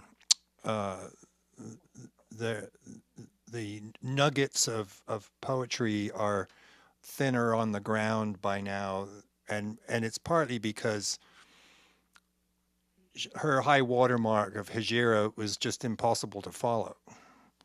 This was now 20 years on, over 20 years on, and she's a different person, and the world is a different place. But we all know that what she's capable of saying and in words is second to no one. But maybe by this point she didn't feel the need to do that. Like Sue was saying, she was crazy in love, and you know, and she had been in 81 too with Klein, and her material got kind of blander because of it. She's just better when she's depressed, or at least better when she's philosophical, and maybe being mournful makes you more philosophical. But uh, I I think as Mark and Chris pointed out, there's some gorgeous lines in this on this, but they're not boom boom boom boom boom. You have to kind of fish for them, and they're somewhat obscured by um, the kind of inhuman sounds of the VG8, the kind of the humanity of her poetry. Instead of being supported by the sounds, it's a little bit undercut by the sounds, perhaps. Yeah, I completely agree. And I remember the third thing, they all slowly came back to me. This is the one I was always a fan of Wayne Shorter and the Joni Mitchell albums, but I feel like on some of these songs, he just kind of shows up out of nowhere. It's like, like. Well, Joni, we just watched this interview with it was David Sanborn was interviewing her on ABC News back in when this album was coming out, and she described what Wayne does as scribbling. She said, "Oh, I love Wayne's scribbling. He can scribble all he likes on all my records." And so again, it's pictorial art. She looked for bass players that were not white picket fences. She looked for drummers that were not just laying down a beat, and she looked for saxophone players that were scribblers. All right. And Miles was like that too. I mean, and in later Miles, you don't hear a sort of coherent solo. You hear bleeps and beautiful sounds, but it's not like lush trumpet playing. And he'd become in that vein too. And Joni was a massive Miles fan, especially of the Nefertiti period. So I think she was really wanting to include as much of Miles and Wayne and that period of mid-60s jazz as she could in her own music. And she ended up using Tony Williams, probably maybe not Ron Carter, but Tony Williams, Wayne, and Herbie from Miles' Quintet of '67. So she was definitely chasing a jazz thing without really having the jazz training. And the Mingus album was a challenge for her because Mingus said, all right, here's the melodies, write some words, and then you got to sing them. And so, she rose to the occasion magnificently, but she couldn't really write music like that. And this is, maybe Harlem and Havana and Cotton Avenue was kind of her best effort at writing in a jazz style. I think maybe, Dave, it's interesting, everything you just said. I just had the realization that maybe the Wayne Shorter stuff wouldn't have been as jarring to me if he wasn't putting it on top of a bed of kind of a little bit generic, monotonous music with a guitar sound. Yeah. So I think the juxtaposition just kind of didn't work for me like it did when he was atop of a better produced Joni Mitchell sound. Oh, this is the problem with overdubs. I run into this every week in my studio, is when you're overdubbing, you're not really interacting with musicians, right? There's a track and somebody brings you in for half an hour to do something, and you go into a different mode than you would if you had other musicians in the room where you'd be, interacting with phrases. But overdubbing, and this is true for singers too, it's very easy to not be inside the music because you're literally on top of it. Yep. There's a track, and now here's your vocal at whatever volume you want, and you're not quite inside it like you are when you're playing live because it's loud. There's drums behind you, and there's kind of this immersion that you get when you play live. That in the studio it's so pristine that you can have yourself as loud as you like and the track as quiet as you like, and it's very easy to slip and slide over it without actually being in the pocket. And Wayne is kind of not being asked to be in the pocket, but he's just being asked to sketch little flourishes, and I think he does it very well. But I don't really want to hear it on every tune. Right. That's why when the trumpet comes a little bit later in the album, like, whoo, a little bit of a break. All right, Ruben, and then we have a performance from Paz. I was just going to say this is by far my favorite track on the album, and I think her vocal on this is so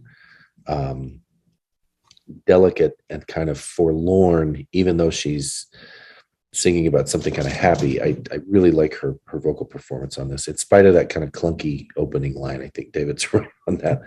But this is a great track. I've always liked this one. All right, Paz, would you like to do a little bit of a sound check before we make it official? Yeah, I had some technical problems.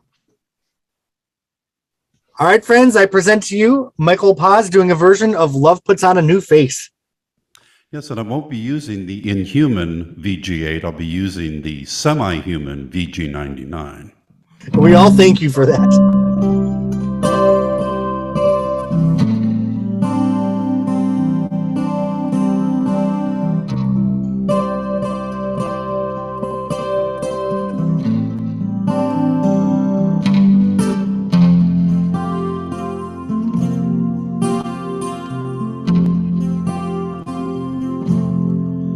He said, you think you're a lady, but I know you're a woman. We are as young as a night. I said, no telephones ringing, no company coming. Just the lap of the lake and the firelight. And the lonely loon and the crescent moon. What a pocket of heavenly grace. But in France they say every day love puts on a new face. Love has many faces.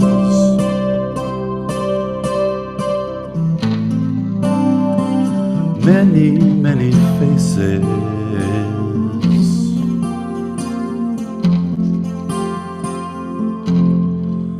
About a month or so later she said, why can't you be happy?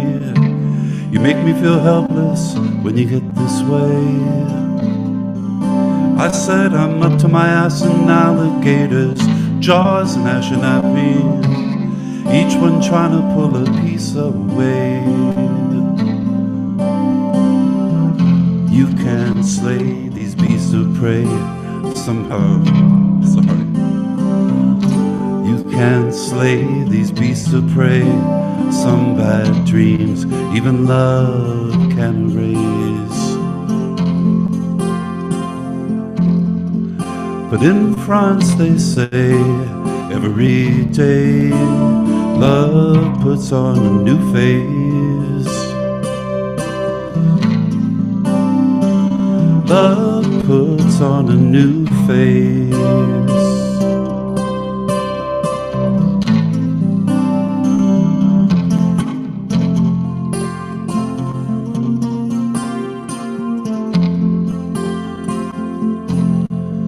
She wrote, I wish you were with me here.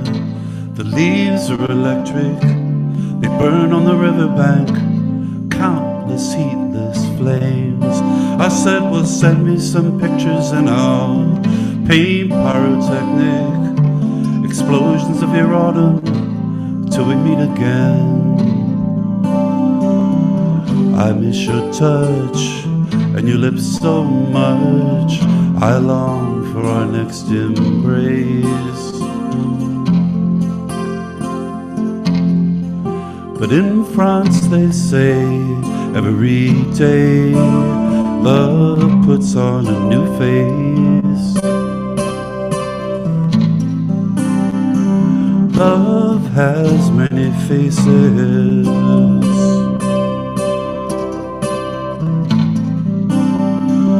Love puts on a new face.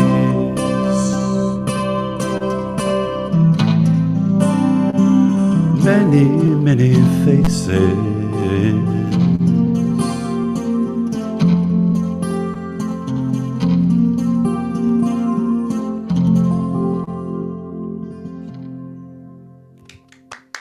Beautiful, beautiful, beautiful. Sorry, I screwed it up. Very nice. Gorgeous. Beautiful.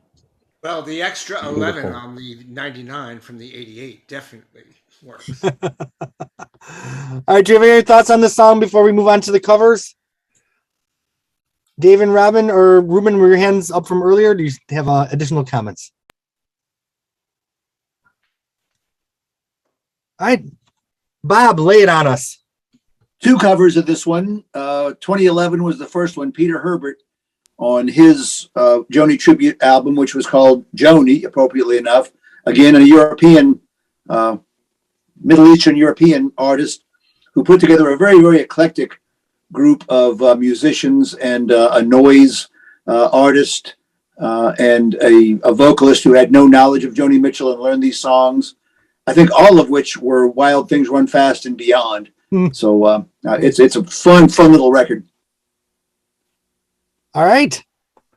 So the next song, I remember reading a review of the album before I bought it that said Joni Mitchell did a heavy metal song on her album. So I was like, oh, okay.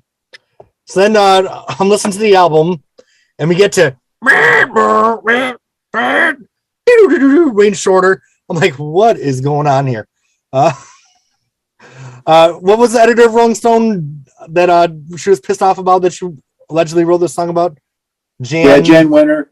Jan Winter. Lead Balloon. I don't even know where to start with this one. lead balloon. Lead balloon. This is either my favorite Joni Mitchell song or my least favorite of all time. I just don't know. I'm not sure. Chris, your hand is up. Take it away from me, please. I was really hoping somebody was, going to say some positive things first because I didn't want to be the first, but I just said, you know what? Now, no one was performing this, were they, that I skipped over? This for Bob will appreciate this. This, for me, is my Dancing Clown. Oh! How could you dare say that about Dancing Clown? This song, I will so willingly skip. I detest it. It is the only one ever to make Wayne Shorter sound positively banal. I really do not like this song. I don't like it lyrically.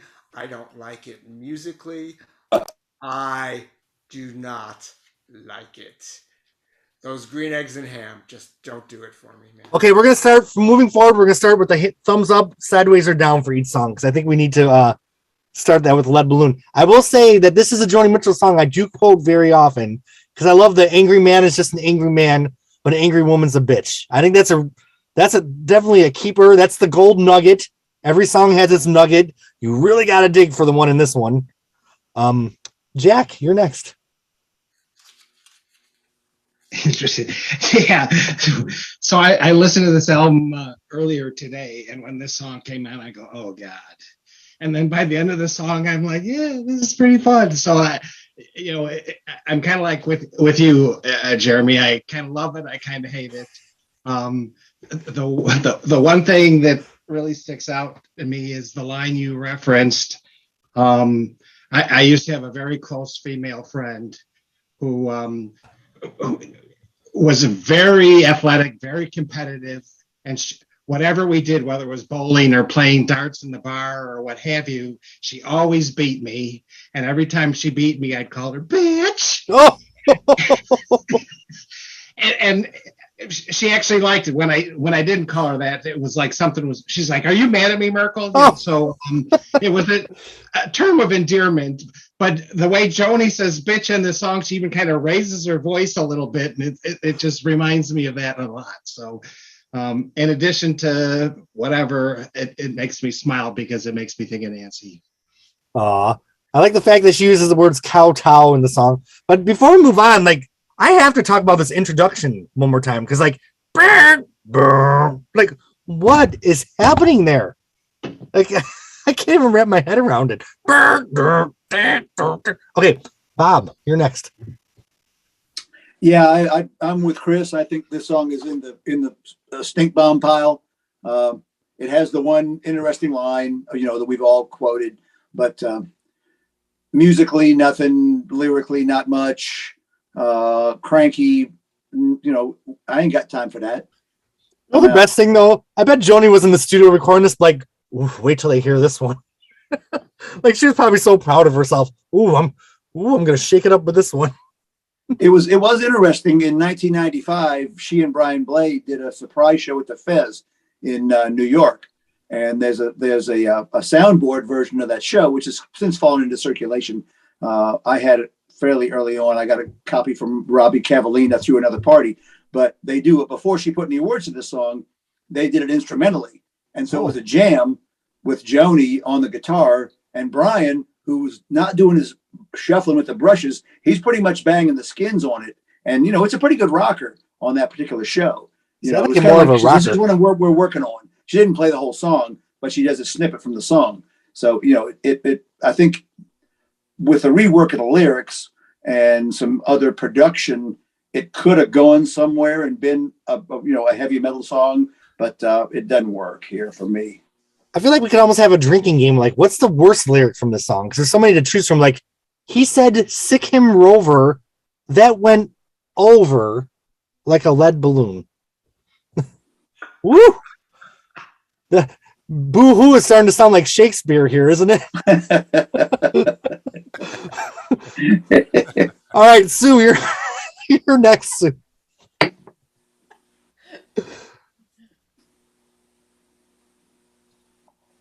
Oh, you're muted, Sue.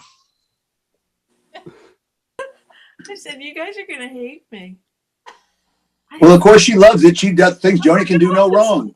No, it's not that. I think it's funny. Well, it's fun. Yeah. I think, I mean, it's, yeah, it's bad. But I agree with Jack. I do the same thing. I go, oh my God, this song. And then I start singing it.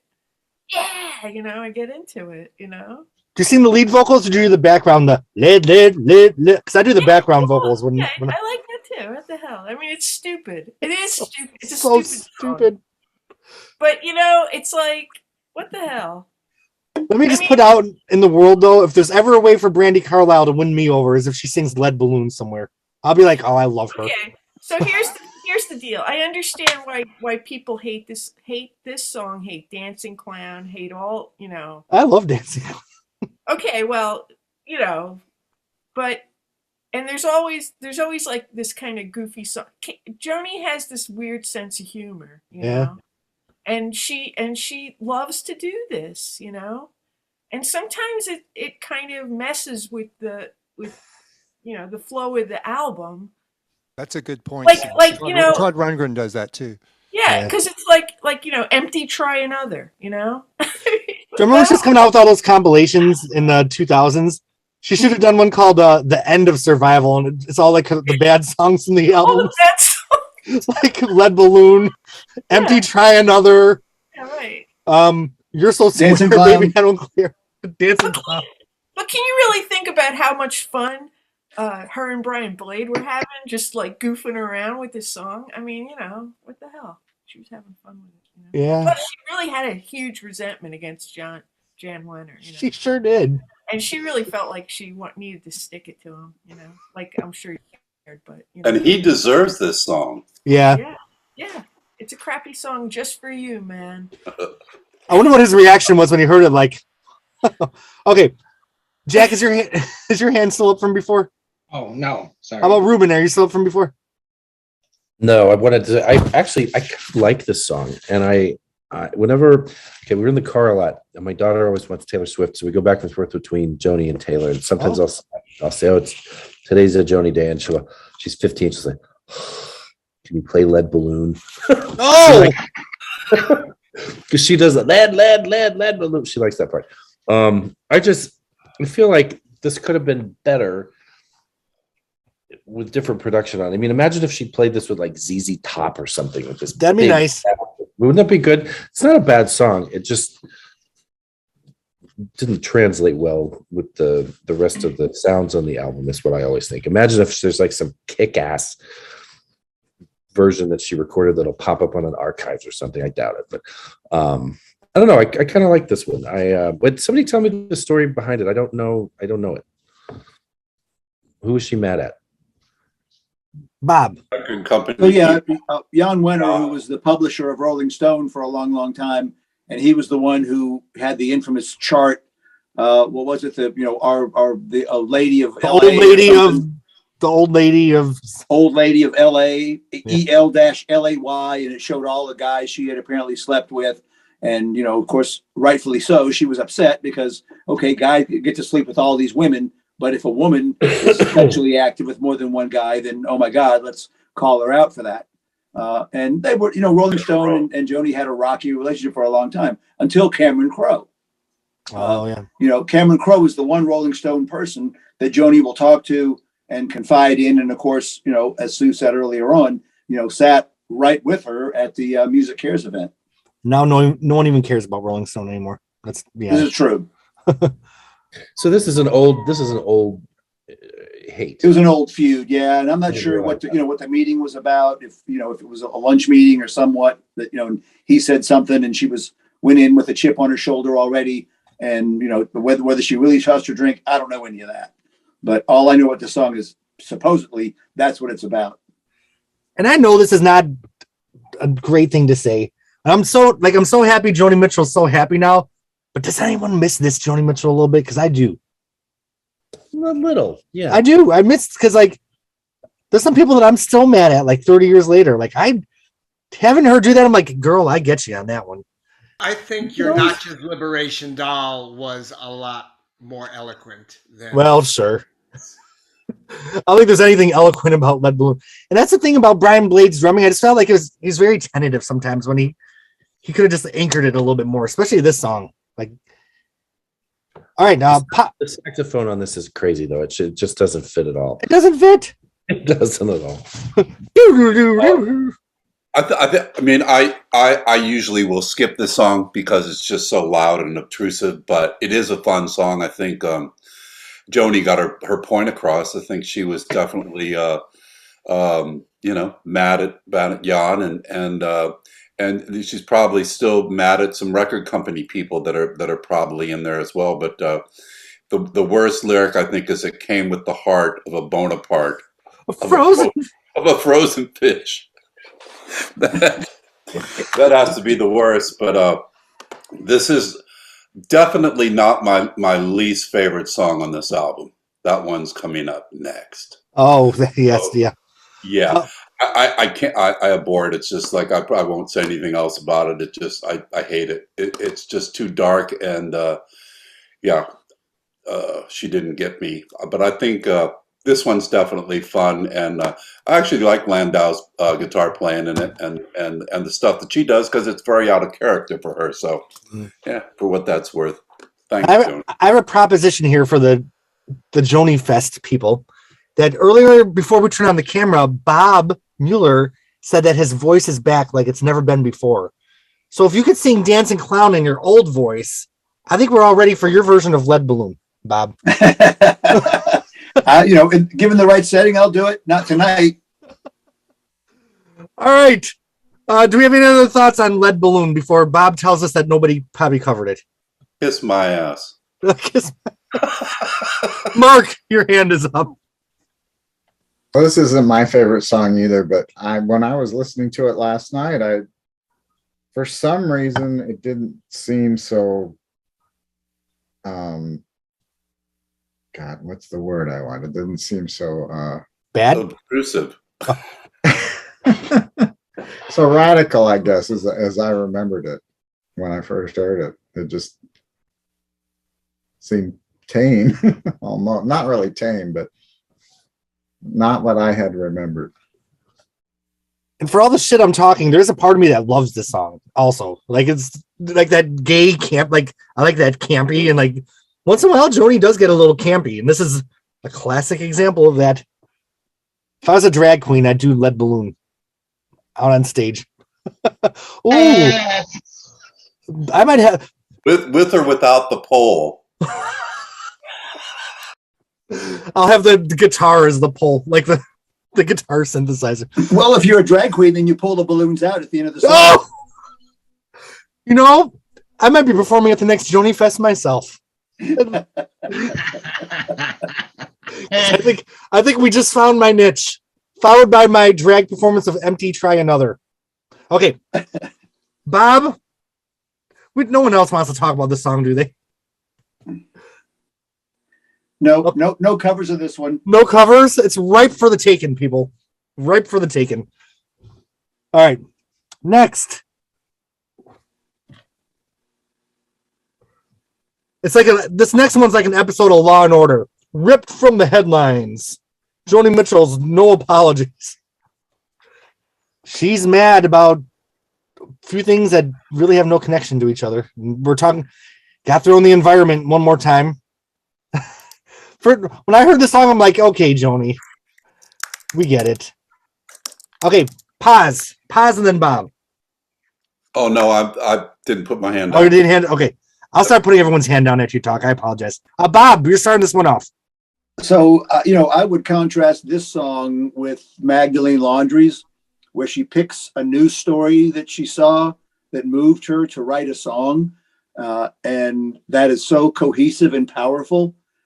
In this case, she saw the news story about this rape of a 12-year-old girl by American soldiers. But after the first verse, it goes into WTF land, and what is she talking about? Lawyers and loan sharks, and it's like it's so unfocused. I'm not saying it could have been other Magdalene Laundries, and again, I hate the guitar sound on it, but I always, after Magdalene Laundries, I compared this song to that one, thinking, wow, she really strayed from being focused to being totally random. And of course, I didn't know the Magdalene Laundrie story at the time, but she sucked me into that. Right. This story, it's obviously it's tragic, but I was quick to dismiss it as on the entire song. It's not good. I felt like the first verse was so powerful. When I first heard that first verse, I'm like, holy shit. And was anyone performing this one? Did I skip the performance? All right. The first verse, I'm like, damn, this is some powerful shit. Then I felt it became like an index of her topic songs. Like there's a line about the environment. There's a line about lawyers. So it's like, And Freddie and Juan think I'm the devil, and it's like, okay, what's going on with any of that? Yeah. We might as well had Iron Eyes Cody come back to talk about the Lakota tribe one more time in there. From Italy. Yeah. All right. Mark, your hand is up. Well, to me, this song is about toxic masculinity, and that is kind of the common thread to it. Tire skids and teeth marks, what happened to this place, lawyers and loan sharks are laying America to waste.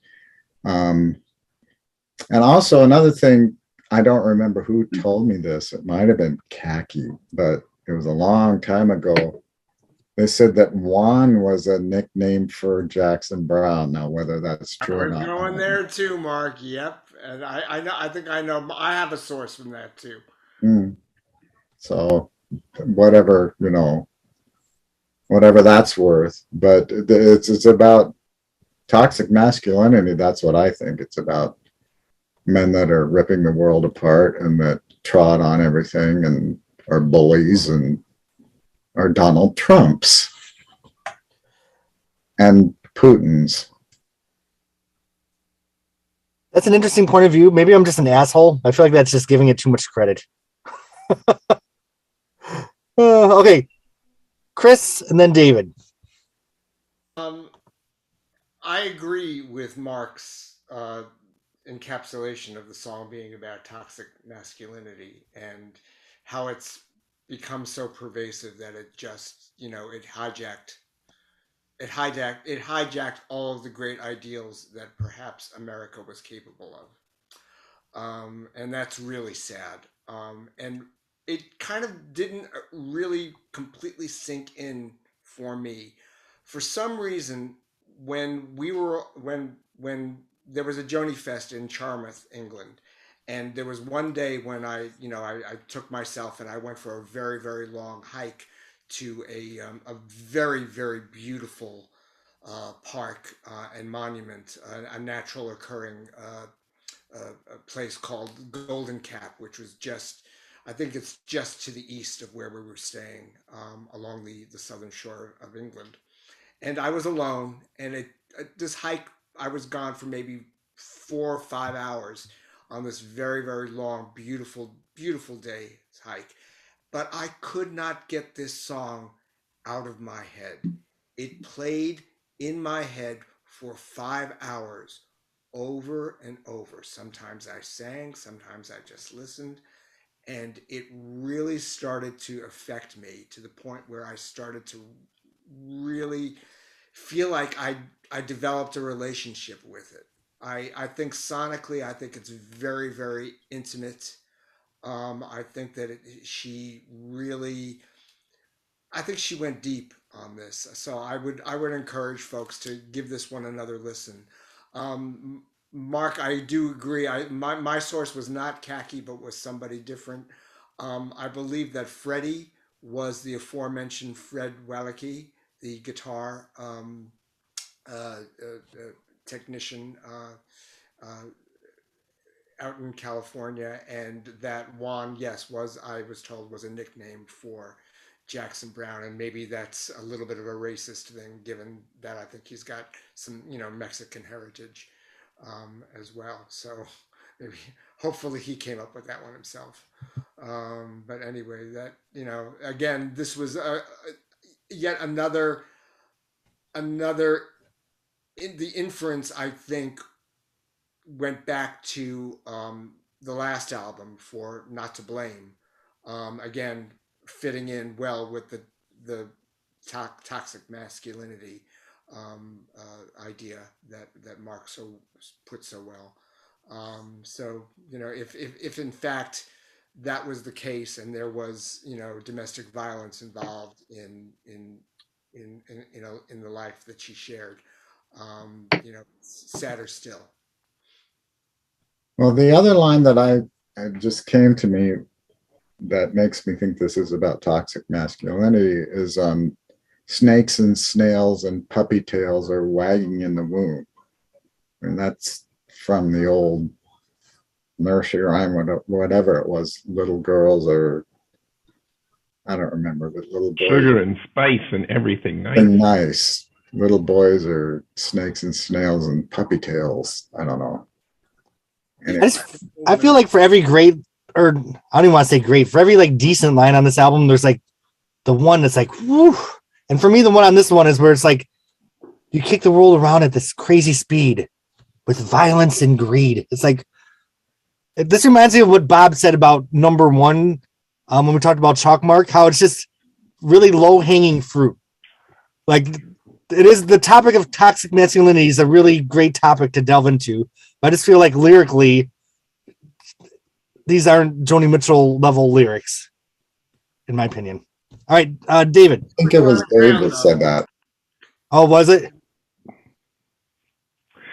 Yeah, I want to. I have two things to say. That I actually really do like the sound of this, and I think it with Love Puts on a New Face and Taming the Tiger and Stay in Touch and Facelift, it's got that whatever is beautiful, whatever that beautiful sonic space is in this album, that's in this song. And I was also going to mention the snakes and snails thing. And this will tell you more about me than it does about Joni, but I really get pissed off at the line, warlords radiate the oceans, because that means the oceans are coming out, are radiating, that oceans are radiating from the warlords. And in fact, what she means is warlords are irradiating the oceans, I believe.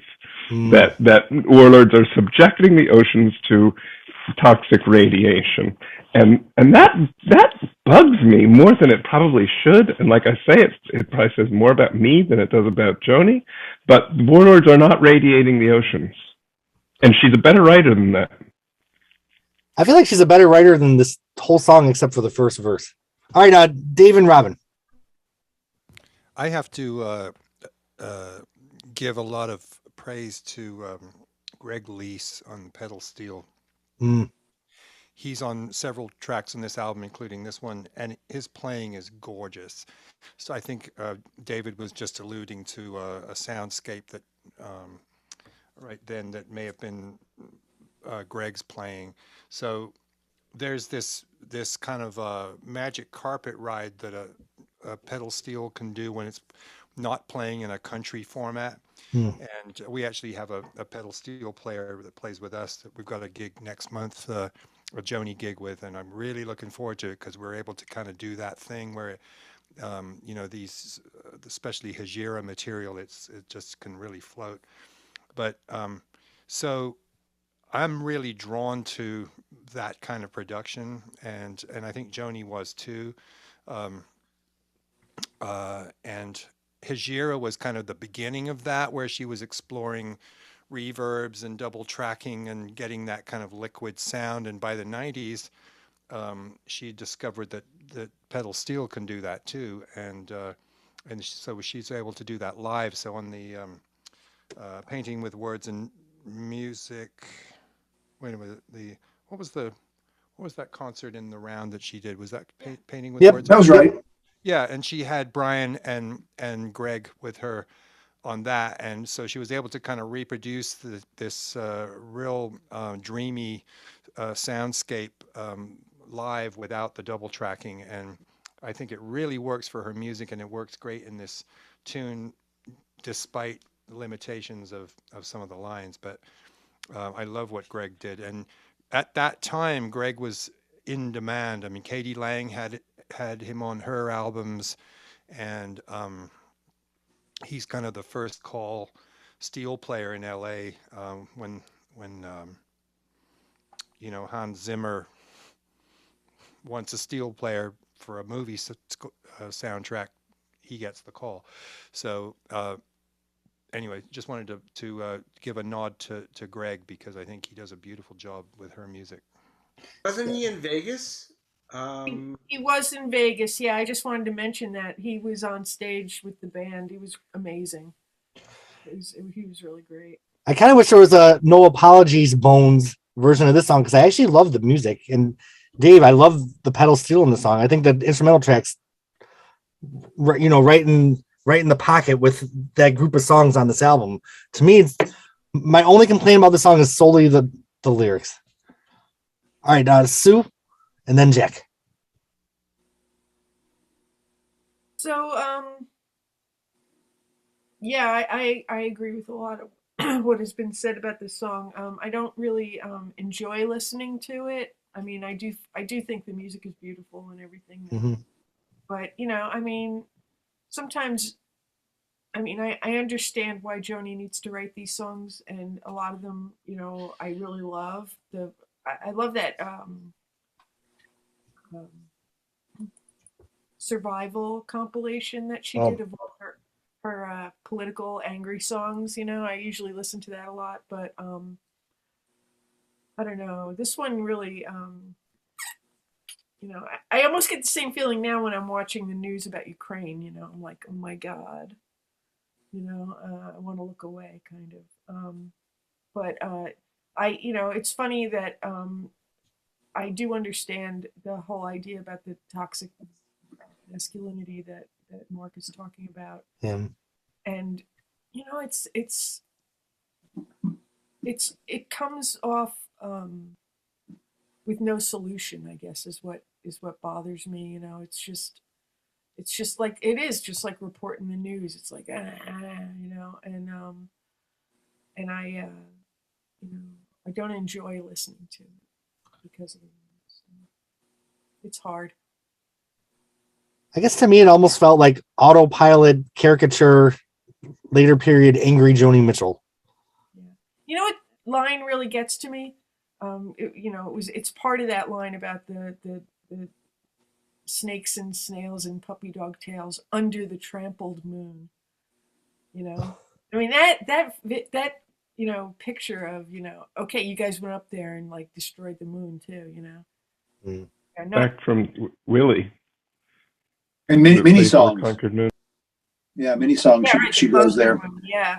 And Don't Interrupt the Sorrow. we walked on the moon, you be polite. Exactly. She seems to resent the fact that humans have gone to the moon. Or that men went to the moon. You know? Well, that could be too. Yeah, I mean, yeah, it's really interesting. It's you know, because a lot of people think it's a really great achievement. You know. But she's not a feminist. Yeah. Right. Good point. So yeah, it's a hard song. All right, Jack. Yeah, I just want to kind of agree. You know, when I listened to it earlier today, to me, this was the song that sonically I thought was the prettiest. Yep. I think it's a beautiful medley. I think the sound stage is beautiful. You just have to kind of ignore some of the lyrics, but musically, it's beautiful. I hate to say it almost has like a good hook, like the like, you know. All right. Any other thoughts before we ask Bob? How many people covered? Oh, Robin. I was just going to say, I don't know if it was that Sanborn interview, but she said that she wrote all the music before writing the lyrics, and maybe, you know, trying to fit lyrics into, which she did a lot, is write the music first, but it sounded like she wrote all of it before she put lyrics to them. Okay. So I don't know. You almost wish you would have gone through a different checkout line and seen a different magazine. Yeah. Bob, no apologies. Yeah, no covers of this one, but I will just say in this forum that, you know, I appreciate Mark's comments. I will listen to this song with some new ears after what he said, and maybe instead of comparing it to Magdalene Laundries, I should compare it to Sex Kills, which is another song that indexes a host of, you know, of public issues. So and a couple of things from Dog Eat Dog too. Yeah. Free. There, I think there's more there than I've been listening for. So thank you, Mark. Yep, I'm definitely taking that with me when I revisit it tomorrow. Here. Cool. That's why I love these discussions. All right, do you guys want to do a little break before we get into the second half of the album, or should we just keep trucking? Keep trucking. Keep trucking. All right. Is anyone doing Taming the Tigers next, correct? Any Correct. performances? I was gonna do Tiger Bones, but you know, I'm kind of not set up for it. So if you want to start talking about it, that's fine. Yeah, and do you want to do Tiger Bones now, or do I want to wait till the end? It doesn't matter to me. Let's do it at the end to be in sequence of the album. Yes, it'll put you to sleep nicely. I like Tiger Bones. All right, here's a shocker. Joni Mitchell's angry. This time in this song, it's the top 40 radio that has pissed her off. Boring. The old man is snoring. Another great lyric from this album. Who wants to get this one started? Jack, is your hand up? No. Okay. Chris. Man is snoring. Bob Dylan falling asleep during the playing of Court and Spark. Okay. And that isolated her. Every other record industry person who heard the story or otherwise, he said she recounted the situation later on. I think she said, "Oh, he was just being funny," but he probably just went, you know, something like that, you know. But even just the idea that he was sort of dismissing her work in a critical listening situation with, I guess, other industry people, really, she felt she was really dissed by that. And I think that still stuck with her. I think she found herself isolated and fighting, and she lost a lot of her, you know, business clout for a good number of years, you know, maybe until Turbulent Indigo, when she was able to, you know, sort of reclaim some of that again. That's kind of all I have to say about this particular song. This song was supposed to be, like For the Roses, her second "I'm out." This was her second, the second song she wrote to announce her retirement from the music business. I don't know if it was, if either of them, sort of spoke that directly to my ears, but this one probably did more so than For the Roses. I do have a little bit of an issue that for her book that was supposed to start with, I was the only black man at the party, to be so smug about the hoods in the hood. I don't know. That just doesn't sit great with me. I don't love that part. All right, Bob.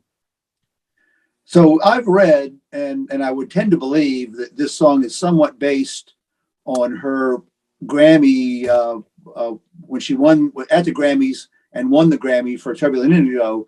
And obviously, you're sitting there, you have to watch the whole Grammy show. And when she would have been there in '95, I guess, when those Grammys were, what she was subjected to in terms of all the performers that were playing at the Grammys in 1995. And that when she had a break, she went outside, smoked a cigarette, and was thinking about, what the hell is going on here? Here I am trying to make art, and all I'm hearing is just garbage, from all these genres. And with that in mind, hearing the song, it kind of makes sense to me. I'm trying to look up and see who performed at the 1995 Grammys. I'm kind of interested now. I was at the Grammys ago, and when Brandi Carlile won her first Grammys, and at least the evening performances, there's two Grammys. There's the afternoon one, which is kind of in a smaller theater, and then there was the huge televised one in the evening. And I felt the same way, that I felt like I hadn't really heard us, like, apart from the Motown tribute where Diana Ross came out and sang some Motown stuff. I felt like I didn't hear a good song all night or all day. And here are the top awards being given out for best song, best, this and that. And almost none of it was deserving. There was a lot of synchronized dancing, a lot of cool lighting effects. But for sheer music, I would have to agree with Joni here that the whole point of it was getting lost here, because this really wasn't about music anymore. Was it the 95 or 96 Grammys where she actually won the award? Indigo came out in '94, so she was there in '95, I believe. Okay, so I have the performers. Are you all ready for this? Salt and Pepper. Mary Chapin Carpenter. Push it real good. Push it real good. Tony Bennett and Katie Lang. That's okay. Sheryl Crow, All I Want to Do. Babyface. He's not the worst. Bonnie Raitt. We know she was just really nice to Joni, so we gotta love her. Melissa Etheridge, Luther Vandross, Bruce Springsteen, and Boyz II Men. I don't think that's the worst lineup I've ever seen in my life, to be honest with you.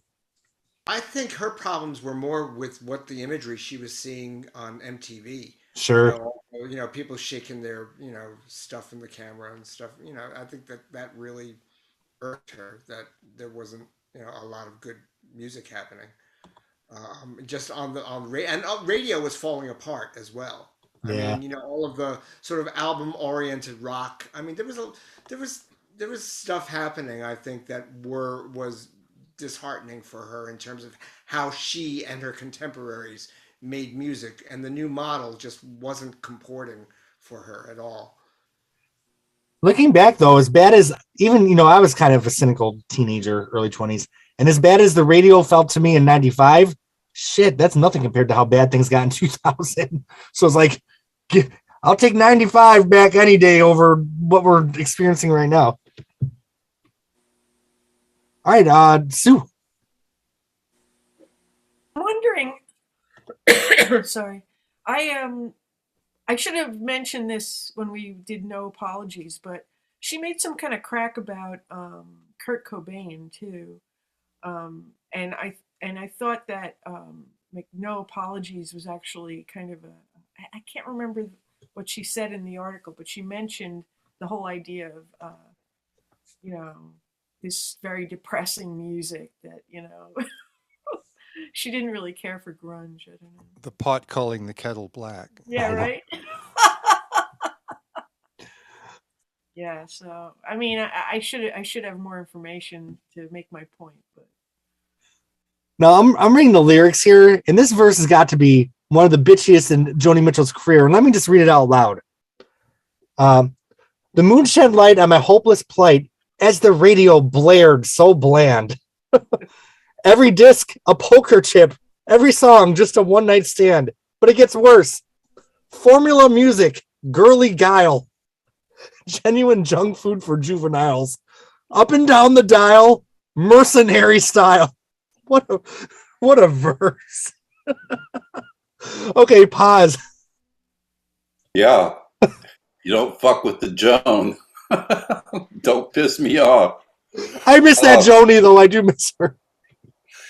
I will say, no apologies. Like I said, I never really liked the song at all because of the lyrics. But and thanks to Dave for mentioning Greg, because that really makes it, and the music behind it is really beautiful. But the same thing goes for me here, is that the music I really like. I love the soundscape of what I'm hearing. I love the instrumental version. I remember when Wally Breeze died, we played that song and lit candles for him at the very first Pause Fest, and that was a poignant moment. But once again, I I understand this whole thing because I don't like the majority of what I hear on the radio, especially during that period. And for years and years, actually, things are changing a little bit for me. I mean, the kids always are bringing me stuff to listen to. They're into Anderson .Paak and Kendrick Lamar, and I'm kind of opening up to more of the hip hop world and stuff. But other than that, there's just so much crap out there. So I really feel for Joni when you are the significant artist that she is, that she's not able to get through the record sales thing.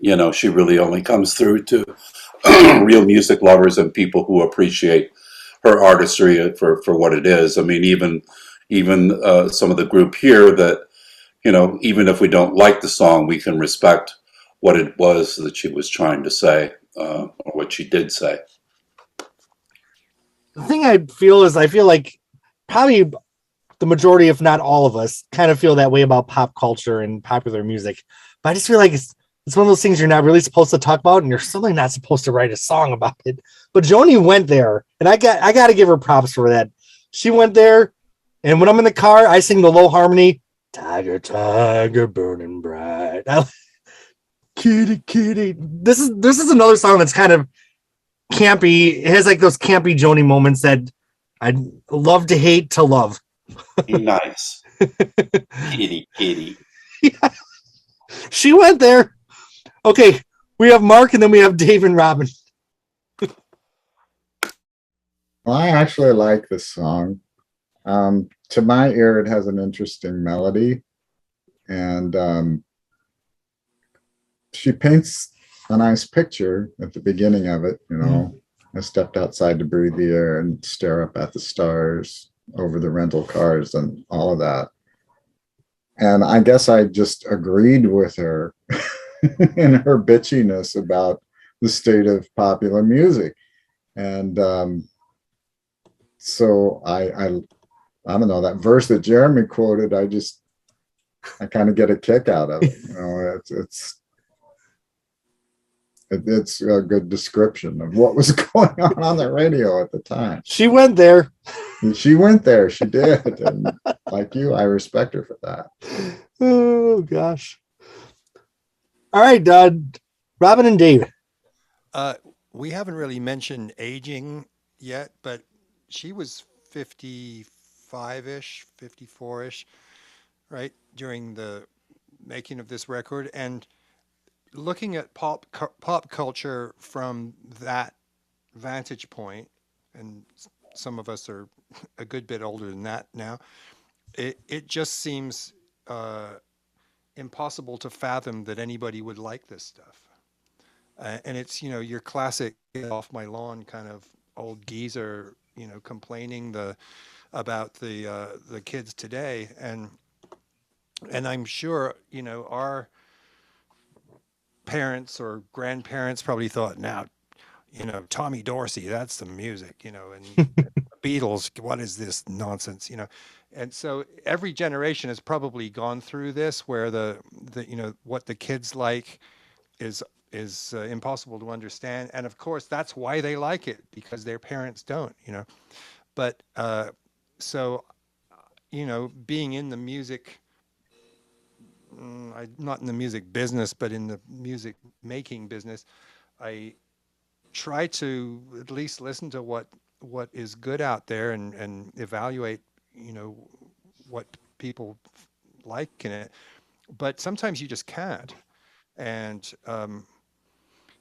I think by the mid '90s that was probably starting to really take hold. There's the grunge music that somebody mentioned, and electronica was really getting big. EDM,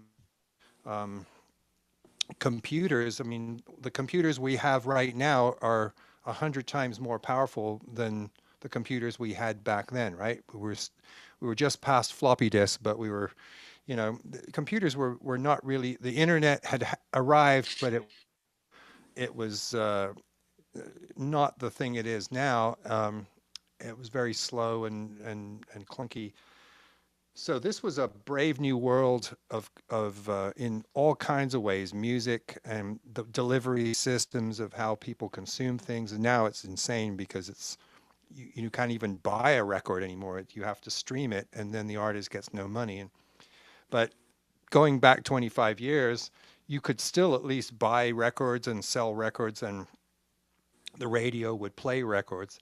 So it was better than it is now. But I think that an interesting angle on talking about Taming the Tiger is a person in their mid 50s in the pop business trying to be popular or trying to get across. And that's got to be almost impossible unless you're Bruce Springsteen, or you're one of these kind of ageless artists that kind of never goes out of style.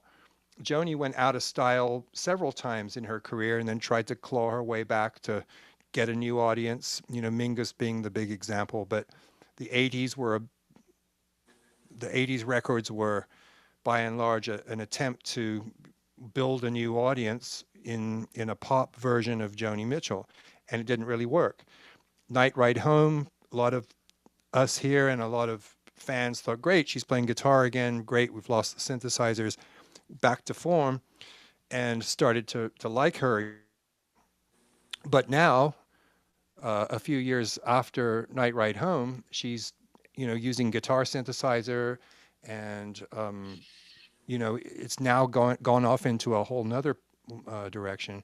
I'm rambling a bit, but so I think it's an interesting point to discuss the age factor, or the aging factor, of her in her 50s looking at this business that she's supposedly a part of, wants to get out of, but nonetheless she has a new record to promote, and running up against the fact that nobody listens to this music anymore except her diehard fan. All right, Robin, did you have anything to add? All right. I just want to mention that I think Joni Mitchell probably had a great time in the studio doing the overdubs and the fade out. Boring. I could just see her like in that vocal booth. Okay, Chris and then David. I'm going to be real fast on this one. I just wanted to know, she had a quote that was out. Does anybody know the chronology of this quote? It's all ick and no music. Does anybody know if that was around this period, or if this was yet another another tirade that happens some other time? It sounds like her, but that's the first time I've heard that. I love it. I've heard it before, but I can't remember what year she said it. All right, David. Yeah, I think it was also about this time. She mentions this in terms of winning the uh, winning the Grammy for Turbulent Indigo, that like the next morning they're saying, well, who's the new Joni Mitchell? You know, and she's like, I am the Joni, you know, you still have the Joni Mitchell. Right. You don't need a new Joni Mitchell. And I don't know, I'm losing it a little bit, so I should probably just shut up. But I like this song. I actually think it's got the lyrics. I like the imagery in the lyrics. I like the openness of it. I just kind of like it. I mean, I don't think it's the best thing she's ever written, but I don't know. I just think it's okay. Oh, I have one other thing. Actually, I have one other thing to say, and I think I've said this before. As she treats the music industry like Myrtle. It's like, when will you ever respect me? It's like, Joni, when will you stop going back for trying to get respect there? You know, it's not going to happen. And, you know, appreciate your house in Bel Air and your fortune and your fans and that you can keep making and publishing music, you know, and stop trying to get Jan Weber to like you. And it does seem like she's gotten to that point now. Maybe. Yeah. I was thinking of the image of her in her living room with her friends and just being like, listen to this new song I've written. And then she plays Taming the Tiger. All right, Mark and then Sue. Well, this doesn't necessarily have anything to do with this song, but I'm wondering if anybody has mentioned the fact that some of these tracks she's playing bass on. Huh. Huh. I did not know that. I think that's keyboard bass, Mark. Oh, I don't She know. bought herself a keyboard by then, and it had acoustic bass sounds and stuff. And you can hear acoustic bass on some of these tunes. And by then, sampled bass was pretty decent. Like she plays the oboe. Yeah. Hey, on Shine, she claimed she played, you know, oboe and stuff, but it's all a Yamaha motif, you know. Then I'm reading from the transcription of the KCRW show. She says, then from the palette of guitar songs that are in it, I began to layer up. I played all the bass on this album, but in a few cases I had Klein play what I had. I don't know. I always felt like she played the bass via keyboard. Well, there are bass sounds in the VG8. It's actual models of a Fender P bass and a jazz bass, and I think they've got a Hofner type model. To me, they're not really good, but I mean, with enough equalizations and other things that she might have done in the studio with the engineers, it, you know, could have sounded okay. She says that I became my own bass player for the bulk of it, having worked with the best players and the bass players in the world. It was kind of a humbling situation, but a learning process also. So it was a great musical adventure. Now, to me, that sounds like she was actually playing a bass, but who knows? Mark, her hands would not be able to play a real bass. Okay. If she struggles to play acoustic guitar with hand strength, then playing a bass would be impossible because it's hard. It's hard work. Either way, Joni, that was quite a boom boom pachyderm. All right, Sue.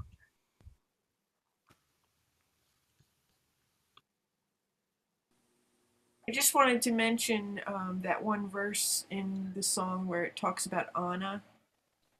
I watched the stars chuck down their spears and thought of Anna, wild and dear.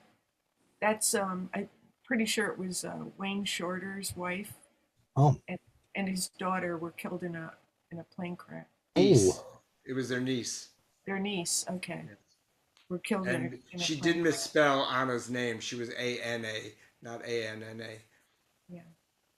It was flight 800, which went down off of St. Mauritius on Long Island in 1996. Yeah. Ooh.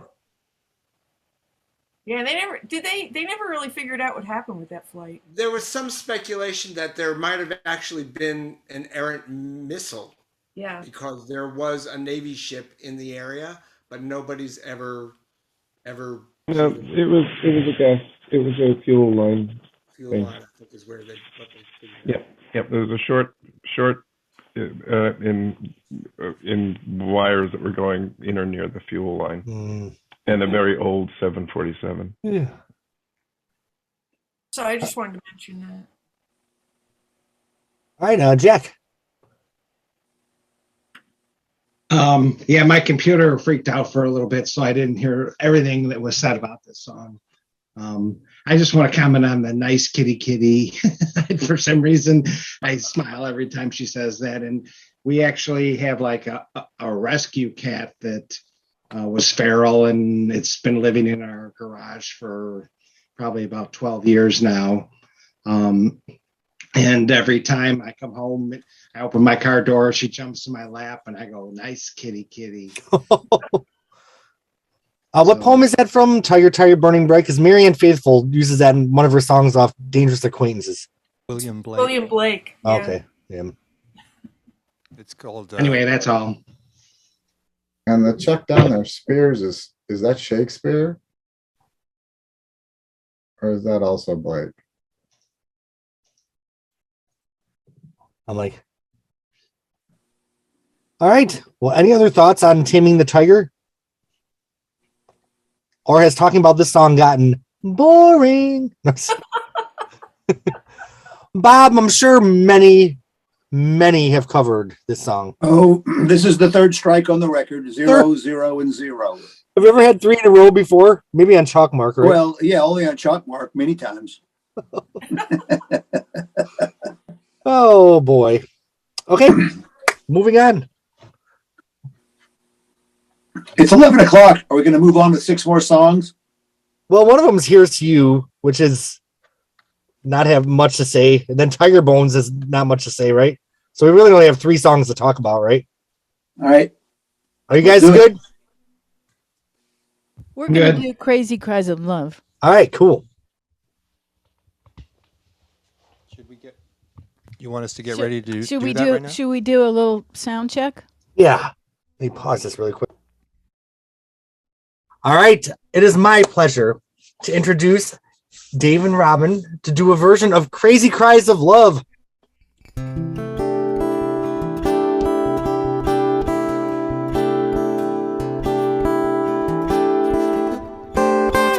It was a dark and a stormy night. Everyone was at the wingding. They weren't the wingding type, so they went up on the train bridge where the weather was howling, and oh my, when that train comes rolling by. No paper thin walls, no folks about, no one else can hear the crazy cries of love.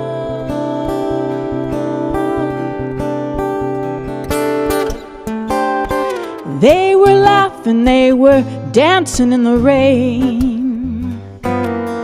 They knew their love was a strong one when they heard the far-off whistle of the train. They were hoping it was gonna be a long one, and oh my, when that train comes rolling by. No paper thin walls, no folks about, no one else can hear the crazy cries of love.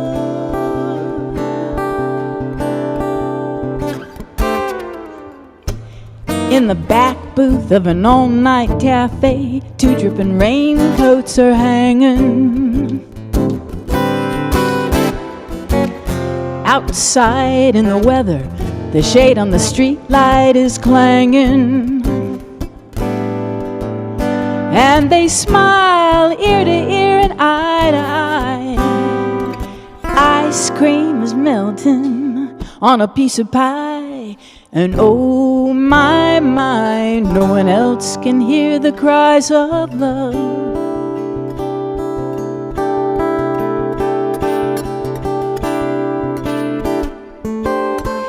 Every kiss was sweet and strong. Every touch was totally tandem as the train come a-rumbling along. They sang the lover's song of wild abandon, and oh my, when that train comes rolling by. No paper thin walls, no folks above, no one else can hear the crazy cries of love. No paper thin walls, no folks above, no one else can hear the crazy cries of love.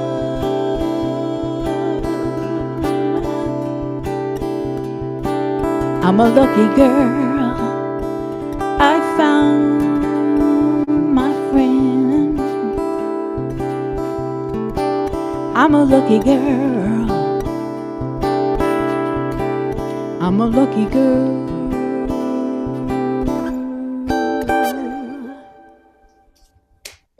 Yeah. Well, hot fucking damn. That's how you do that right there. Nice arrangement on the Love guitar. that. Damn. Take a deep Love breath it. before this. Now, Joni Mitchell can do Love and Romance. Because that is what, oh my God. I'm going to tape that and put it on my phone to listen to in the car. Awesome. All right. It's just kind of a happy song, you know. It's not heavy by any means, but Donald Freed wrote the lyrics. I mean, she may have contributed too, but she wrote Right. the music. I'm and picturing he- a red felt pen. Well, he's got the Yeah. credit for the lyrics. So. Cliche. All right. We have Jack, then Chris. I really like this song. And I hope I don't offend anyone. But the first time I heard this, I thought, oh my God, Joni's a screamer. Oh, That's a good one, Jack. And I think that's all I'll say about it. Well, maybe What?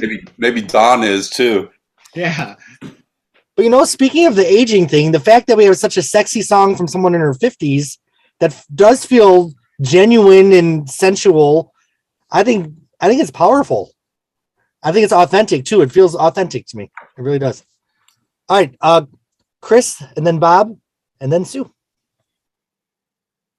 Lyrics started as Don and Joni's answer to a contest in the New Yorker magazine. They were pitched, everybody was pitched the same idea, which was write a story starting with the line, "It was a dark and stormy night." And that's where they took it.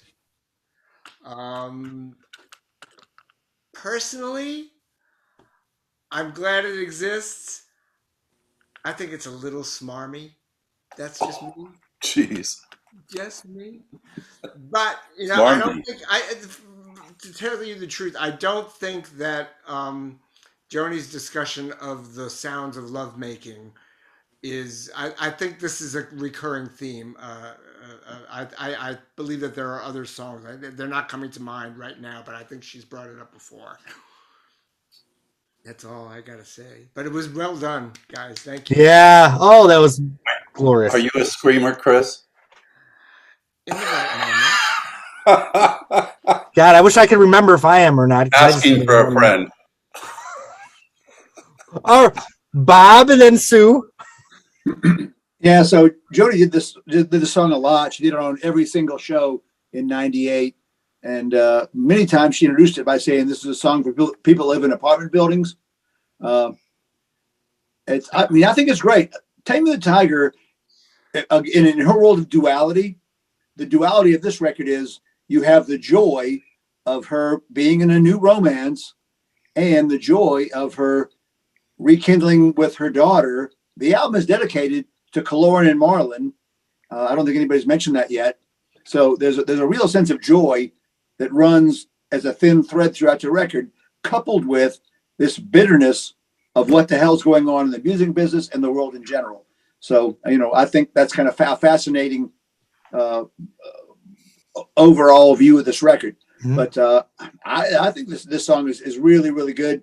We all heard it many times before the record came out. I still laugh out loud when I hear the line, here comes the train. They're hoping it's going to be a long one, right? I mean, make a lot of noise, train, because we want to, yeah, there we go. We want to moan and scream and, bounce your ass off the walls and do whatever you want to do and make all sorts of racket, and then one of the early posts about this song, the ice cream melting on a piece of pie.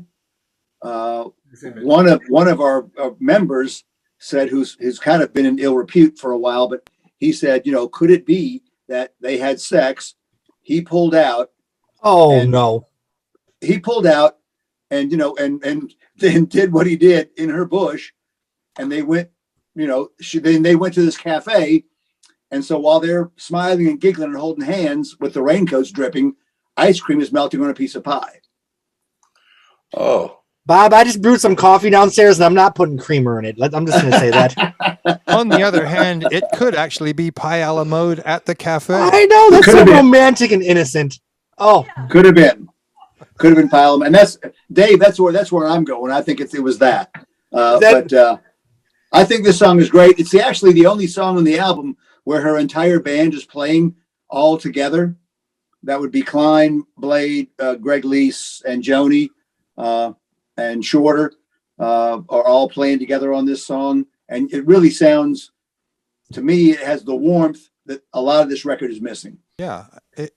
It has that sort of deconstructed swing feel that she was pretty good at. She did it on Cherokee Louise. She did it on Turbulent Indigo. There's kind of a Joni shuffle thing that and this is definitely another example. And it's sort of swing and it's sort of a shuffle, but it's a bit deconstructed. I think it's great that she owns a rhythm.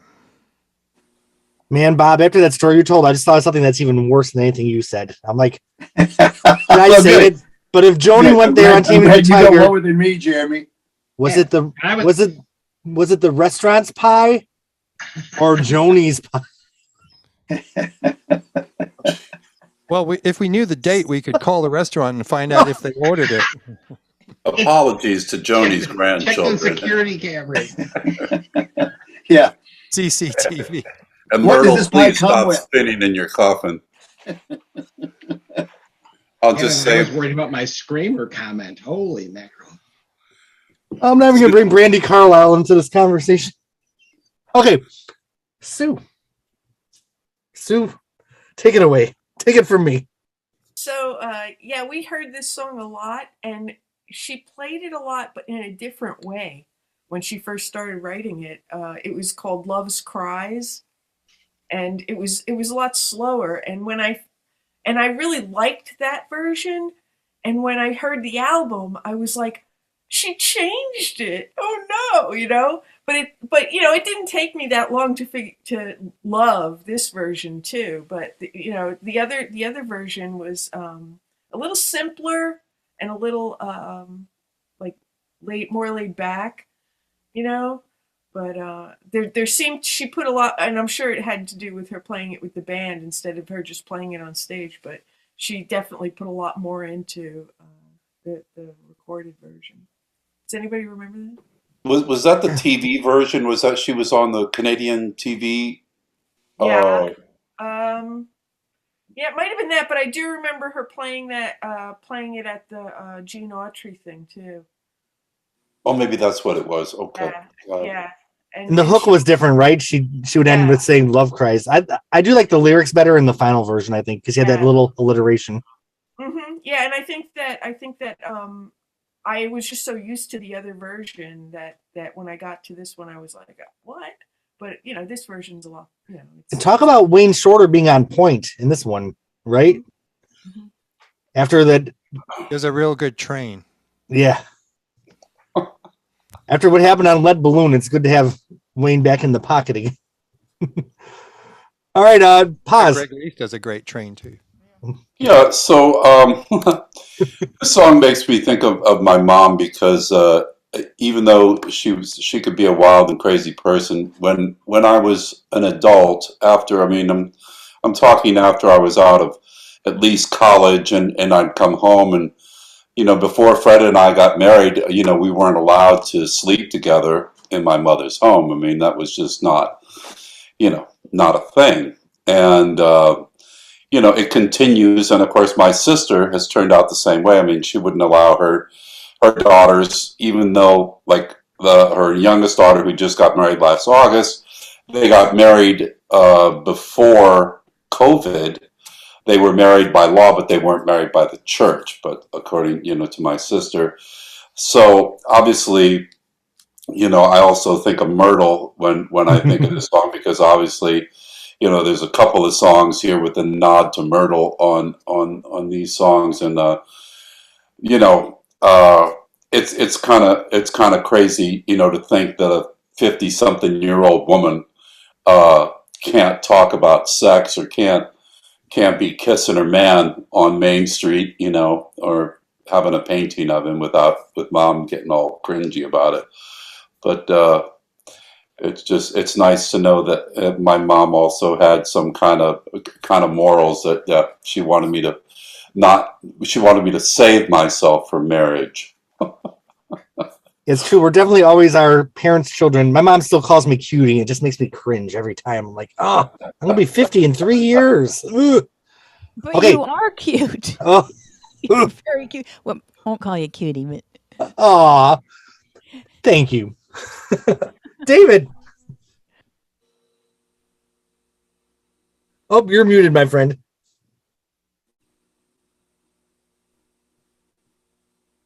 Just like Joni when the train's going by, you can't hear her. Move on to somebody else. Move on to somebody else. Is there anybody else? Does anybody else want to talk about this song? All right. Well, Bob, did anyone cover this? Yeah, this is actually the number 2 popular song on the record for covers, a total of 8. Oh. First one was 2006 by a German artist named Colored Wolf. Is anybody seeing a trend here on the covers for this record and most of these post-90s albums? Is it Europeans continue to follow Joni where Americans stop at Corton Park? Anyway, that's my little editorial comment. But can you hear me now? Yes. Yep. Okay. All right. Do you have any further commentary on Crazy Cries? I just wanted to thank Bob for telling that story, so I didn't have to. And also, didn't whoever that was, didn't they actually approach Joni with that and like cause Joni to fall off her chair and said in laughter? Or I don't remember that. Am I all right? That. He was actually the very first person I met on the JMDL up in New Jersey. Who was it? Brian Gross. Huh. Right. That was a gross story. Yeah. All right. Well, we are moving on. Is anybody performing Stay in Touch? All right. This song, the first time I heard it, I just thought it was kind of, but then it's about her reuniting with her daughter, correct? Daughter and Don Freed. Daughter and Don Freed. Okay. This is one of those songs where I feel like there's some crap and then there's some nuggets. And the music itself is beautiful. So that's my quick synopsis. We have Chris and then David. We're going to talk about Stay in Touch. My favorite song on the record. Oh, do tell. I really do. I think that this song is, if we had to assign a percentage of it being about Killorn versus Don Freed, I would say it's 95% about Killorn and 5% about Don Freed, because I think the way she talks about this new relationship, she's been in love many, many times. she knows really what to expect from, romantic love. She knows what she loves about romantic love. But when she talks about, but we must be, she says, we should just surrender, let fate and duty shape us. Um, in the middle of our time on earth, we perceive one another. Just all about meeting somebody that you've wanted to know, that you've longed to know, is so difficult. Till we build a firm not to give away too much, till we build a firm foundation and empty out old habits. Thinking of all the things she probably did as she would think about, oh, my daughter's birthday is coming up wherever she is. The things that sort of rituals that of preparation that she would go through, all for decades before they found each other again. This song just tears me apart. It really does. Beyond anything she might have written about romantic love. Really, when I think about the comparison of the roles that she's talking about, and then the carefulness of crafting what is the relationship she's beginning in her middle age, I really think it's reestablishing that a bond, creating a bond. And I find this song just devastating. I really do. I love it. Absolutely. I did just refresh over the lyrics, and there's some just really gorgeous, really unique lyrics in there. And the Joni Mitchell, when she's at her best, can look at things lyrically with an angle that no one else ever has. I think the song is one of those cases. I think the way she's saying things in the song are just really unique and really beautiful in the way that Joni Mitchell does best. So, and also the way she delivers it. Yeah. Is it's this kind of like it's tumbling out of her, and even though she's written it, she's making it sound completely spontaneous as she's performing it. I think it's brilliant. I really do. And not to mention the trumpet work is just beautiful on it also. Absolutely. Yeah. Absolutely. Okay, so we have David and then Mark and then Paz. I too love this song. I think it's a fabulous song, and her fabulous perspective. This is an I Ching reading. As I understand it, it was when she and Don were first getting together.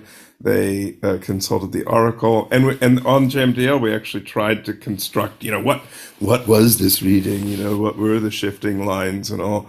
But images like clinging like fire to fuel, that is straight from the I Ching. That's one of the trigrams, clinging fire, and these images of not to give away too much till we build a firm foundation and empty out old habits. During times like these, the wise are influential. All of those are just phrases that just sound so much like the I Ching. In the middle of the continent, in the middle of our time on earth, we perceive one another. That too is it's just got that kind of I Ching imagery to it. I just also want to shout out one of the Joni lines that keeps me going in my life is we should just surrender and let fate and duty shape us, and let light hearts remake us, let the worries hush, stay in touch. I just think, yep, like what else is there? Yeah, I don't know why I was giving the song any shade when I first introduced it, because as we're digging into it, I'm like, okay, there's nothing bad about this song. It's perfect. All right, Mark and then Paz.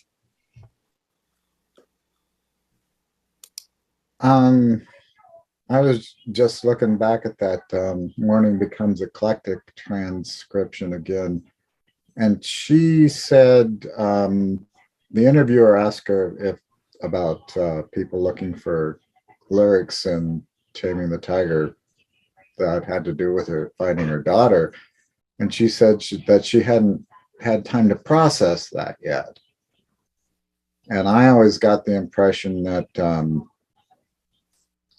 it seems to me she said in some interview that there were parts of that song that could apply to the way she felt about her daughter, but that it wasn't written specifically about finding her daughter. I don't even know why I'd feel this way, but I like this better as a relationship song, I think, because Joni Mitchell songs help make the world make sense to me. And as a relationship song, I kind of need this to make sense. Yeah, I think it's a beautiful song. It's one of my favorites on the record. I don't know. It's hard for me to choose one in particular, but this is a beautiful song, I think. All right, pause. Yeah, no doubt about it. No doubt that's essential. No doubt that's always been a tricky one for me. I think, that line, I mean, that's just pure Joni. There are so many lines that all of the rest of them I think have been stated, but I can tell you that when this one comes on, that it always makes me choke. It chokes me up just every single time. It's so painfully gorgeous, and I don't hear coloring in it. I do feel like it's more of a relationship song, a romantic relationship song, but I don't care, as you most know. It's how it makes me feel, as opposed to what I think she was trying to say. So it's an amazing talent to be able to say such amazing things and to be able to have people identify with them. Okay. Do we have any other commentary on Stay in Touch?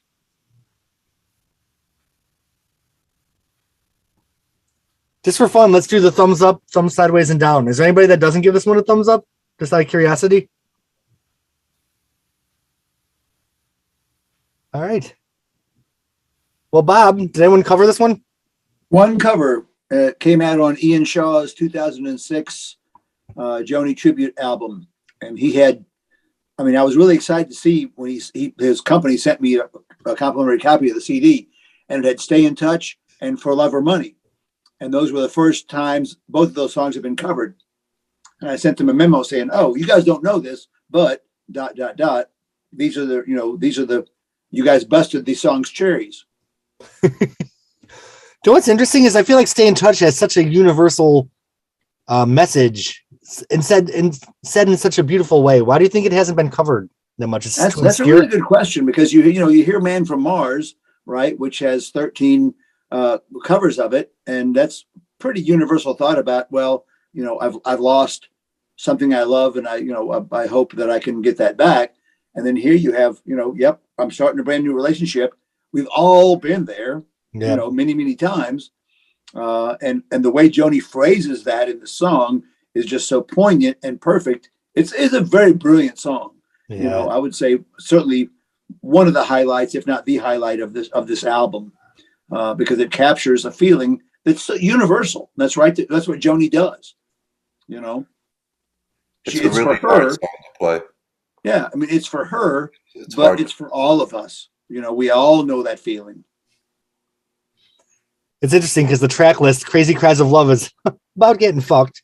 And then you have Stay in Touch. It's like, I've been to this before. I don't want to get fucked. Why is it hard, Paz? It's well, for me personally, it's hard to play and sing. The chords, the chords are no different than a lot of her other chords. Her shapes are very similar. It's just there's a lot of songs that I've always wanted to play of hers, but to play them and to sing them at the same time, it's a struggle. I struggled with Cherokee Louise for a long time, but then I finally found it, and that's the way it's been with her stuff. When I'm by myself and I'm playing guitar, just entertaining myself, trying to learn, more about her stuff. I'll pull something out that I've been wanting to play. Just Like This Train was one that I fought forever, and it's really so easy, and it's just really, it's like a train. It's like a long train. Once you get on it, it's there. But ice cream melting on a piece of pie. Exactly. So the only two songs I do from this album is Love Puts on a New Face, and I do Man from Mars on piano, and just a really more of a simple, different than her piano version, but just more of a simple song, and I love singing that one. For the record, after this podcast, I'm only eating cake. No more pie? No more pie. Well, it's never been any pie for me. Sue! Sue! That was too deep. Or not enough. Oh! Okay, All right. Sue! That's enough. Would you like to do a sound check? Kitty. Be nice, kitties. We're trying to do a podcast here. Who made this salty soup? Okay, guys, can you hear me? Yes. Do I sound weird? Do I sound weird? Sue's got a new axe. Yeah, I'm playing my Marlena, my electric guitar. I'm just getting you in my left ear, but I think we've all talked about this, that when it's on the actual podcast, it neutralizes into mono, right? You tilt the mic up towards your mouth. It's pointing down at your guitar right now. Oh. All right, Phonogenics universe, fresh from her trip to Las Vegas, we have Sue Tierney doing a version of Facelift. Okay, here it goes.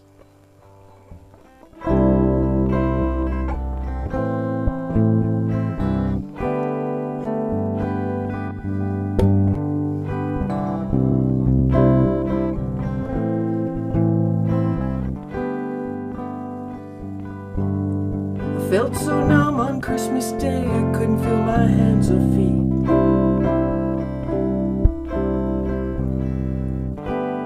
I shouldn't have come, she made me pay for it, gleaming with Donald down her street. She put blame on him and shame on me. She made it all feel so tawdry and cheap. Oh, let's be nice, mama.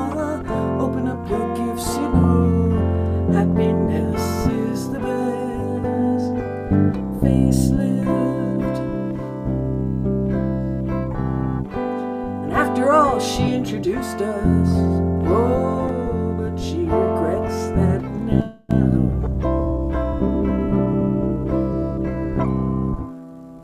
Shacked up downtown, making love without a license. Same old sacred cow. She said, did you come home to disgrace us? I said, why is this joy not allowed? For God's sakes, mama, I'm middle-aged and time moves swift, you know. Happiness is the best. Facelift.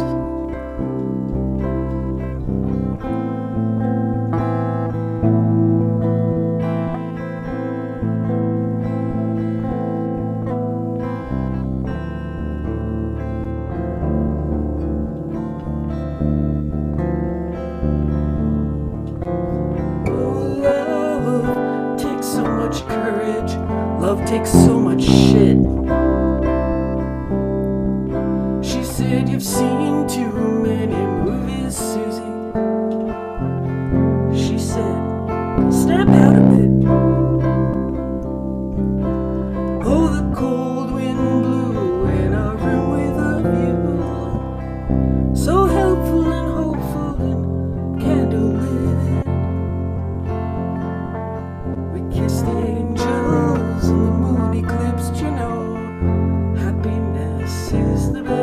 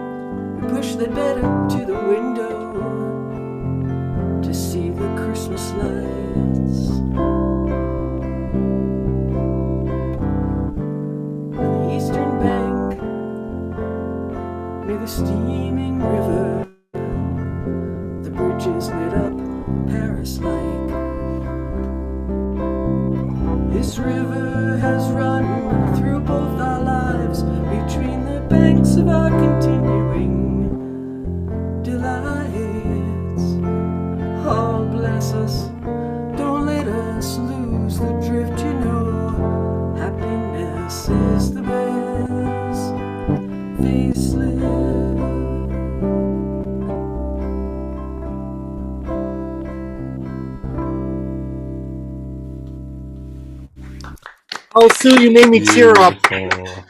Beautiful. Beautiful. Lovely. All right. I have a few thoughts coming out of this one. Number one, did anyone ever feel like this album was a trip through the seasons? Because I always feel like with Harlem and Havana, you're in the summer, and then like Stay in Touch, you get into the fall, and then you have the Christmas lights with this song. So I always kind of felt like a journey through the seasons to me. Good point. Another thing is, for many years, I thought this would be Joni's last original song to ever be released. You know, because everything after this was a cover. And then, of course, surprisingly, we got Shine. But what a beautiful song.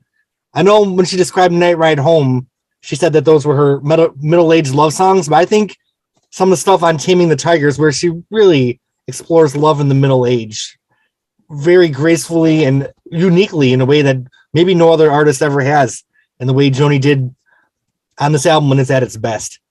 So I think she has more coming. I hope, please give me something to hope for. I mean, come on, think about it. All the time she's been getting together with these people at her house. She's having this jam session. She's got a very close relationship with Brandy. I think, you know, I told Sue this when we were sitting at the table at the gala, that the song choices. So somebody talked to Brandy, and certainly I don't think John was in like conversations with Joni at her house, like, because he's on the other coast, right? But Brandy's closer to her, so I think she articulated in typical Joni style, you know, to point out stuff like Love or Money. Who would have pulled Love or Money out of a basket of Joni tunes to open that set with the band? And so, and then when John did the two songs from Shine, we all just collapsed. I mean, we were just like freaking out. I mean, people were looking. That's the one piece we haven't heard any bit of anywhere. He Almost. started out with Down to You. I had the verse of Down to You, and then I have some clips. I submitted clips on I wherever. saw all your clips, and I think those are the only pieces that I've seen of his performance. Well, yeah, and if I had done it any differently, I wouldn't have got. I got everything except Circle Game and Yellow Taxi. I at least got a little bit of each one because my phone died. You know? What was the medley? What was this medley? Open with Down to You. Down to You. It was a long intro. It was a huge intro and gorgeously played. I mean, and very kind of you know, the way that she plays it, but even more grandiose because obviously, I mean, he's a jazz pianist. He's amazing. But then he went into Bad Dreams and then to Shine, and I mean, it was like, holy shit! I mean, it's like, you know, we were all just like bouncing off the walls. It was just nuts. It was really incredible. I can't say enough about that, you know, and I don't know. There was so many cameras there, and I know that they were projecting. I didn't see any director types or producers walking around, you know, trying to make sure that, you know, they were getting stuff. I don't know if it was recorded or not, or ISO'd, or there might have just been a line cut. What's up? So they had some major rigs, you know, moving cameras around. Well, they would, yeah. I mean, they had. I think they had like 5 cameras. I think out in the audience. But yeah, whoever was calling the shots while we were watching the show, we felt like, you know, hello, there's like 3 other people singing. Please show them in the shot. I mean, it was very poorly directed inside. Whatever the line cut was for projection was not good. They obviously were not familiar with her music or whatever. But the revolving stage didn't help either. Well, that revolving stage was really a very cool idea, and it brought a lot more of the show closer to the people like us. I mean, our table would have been like 1 row back from that had we not been moved back to Ashara's table. So, yeah, but it was amazing experience. Well, I love Chris with his cat, and I like the cat in the background of Sue's camera. Yeah. I feel like it's very on point with Taming the Tiger. And I will say for the record, I'm not going to make any more jabs at Brandy Carlisle, but I'm just very protective of Joni Mitchell. It takes takes a lot for me to trust anybody around her that much. I'm sorry. She's really a nice person. I worked with her on the Preservation album with Preservation Hall Jazz Band, and she was Perfect. a delight to work with. And I truly believe that she's like totally gets Joni the real way. I mean, I think she's totally a fan in the right way, and that she's trying to preserve her entire legacy. I think, like I said, I really feel like she had a major part and influenced by Joni. I'm sure that it came from conversations with Joni and her kind of directing, because her and Batiste were the music directors of the program. So, and they did a magnificent job. Right, Sue? Yeah, it was fabulous. I couldn't even, like we've all been to a bunch of Joni tributes before. I mean, even when Joni didn't show up, and a lot of them were really great. But I'm telling you, this was like 8 times more. For me too, even better than Joni 75. Oh yeah. Even better than Joni 75. I think that the performers were really prepared. Yeah. Yeah. They were young. Nobody felt lyrics. Nobody messed up, Yeah. I mean, because obviously you will know. Joni Mitchell songs are hard. Yeah. And then singing Joni Mitchell. Yeah. Right. They were pros. For me, the most stunning part, and after the show, we were able to go up close to the stage, and we were just hanging out up there. And Allison Russell came down, and I spoke to her briefly, but then Wendy and Lisa came down, and I just went right up to Wendy and said, oh my God, you were playing in all of Joni's tunings, and you were playing her transcriptions. I said, by any chance, did you use JoniMitchell.com? I mean, did you use any of the transcriptions from the website? And she goes, no, I got them from Joel Bernstein. Oh, I said, oops, excuse me. But I said, there's a whole plethora of the transcriptions on that have been done by several people on the guitar committee from JoniMitchell.com. And I said, I happened to be with Sue, and then of course I made Sue go talk to her too. But then I talked to Lisa, and Lisa's playing was, I mean, I never knew she was a concert pianist, but she played immaculately. It was gorgeous. Everything I heard her play was like what Prince wanted to play on the keyboards during the Revolution time, right? But yeah, she awesome. Was just stunning performances. And I think they both really appreciated the fact that people noticed that, they had done all this studying and preparation for that performance, and it showed. For me, it was the best one. Dave, I used your word. She said to me, I had 17 guitars backstage, all tuned up. And I said, a guitarsenal? All right. Well, I just want to say that during, I think it was a red carpet thing or some interview, maybe it was when she was accepting one of her awards, Joni referred to Brandi Carlile as her ambassador. No. And I think that is partially true. I mean, she's bringing all of these contemporary people into these Joni jams. And I think if anybody cajoles Joni into writing again, it's going to be her. I've already heard that she is writing, that there are new songs, there is new material available. Wow.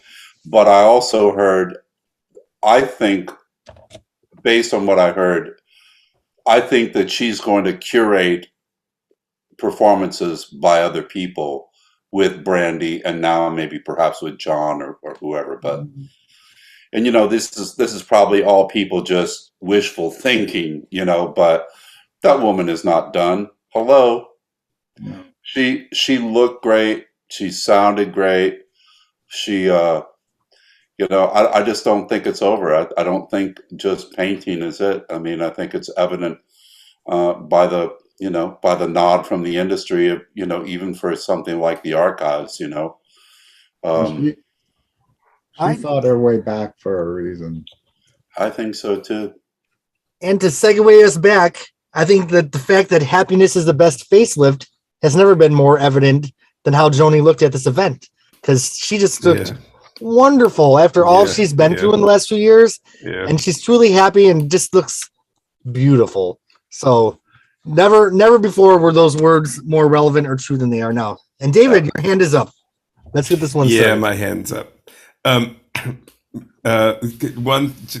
Two things about this song. First, her vocals are just gorgeous. It's just this straightforward. People have said before, what a great actress she is, and just the honesty and straightforwardness of the way she's singing this is just beautiful, I think. And also, this is just my story about this song. I made a pilgrimage, and I guess it must have been the summer of 2020, to the Mendel Art Gallery thing. I imagine several others of you were there, but I crashed the small opening reception thing. So when there weren't a lot of people there, but Myrtle was there, and Don was there, and Bill was there, and Joni was there, and right outside the window was that river, and we were staying in that hotel that night, and this song was playing, and it was hallucinatory. Wow. It was fucking gorgeous. It was one of the amazing moments of my life. It was transcendent. It's giving me the chills just hearing about it. Yeah, so that's my story of this song. I couldn't believe it. I just couldn't. It's like, that's Myrtle. That's Myrtle. Wow. Wow. Anyway. Did she bring her lawn? Yeah. Drifts all over. Sorry, Bob. Myrtle's lawn, Joni's bush. I mean, we're just talking about it all here on the Phonogenics one. Okay, Chris, and then Mark, and then Dave and Robin. I'm gonna go out on a limb here and say, at least for me, this is the most beautiful work that Wayne Shorter did on any of her tracks. Oh yeah. I think this piece, I don't know if they assembled it in the studio or if he played it live in response to, what else was going on, but I think it is just gorgeous. It feels so organic. I could actually feel the wind whipping around me.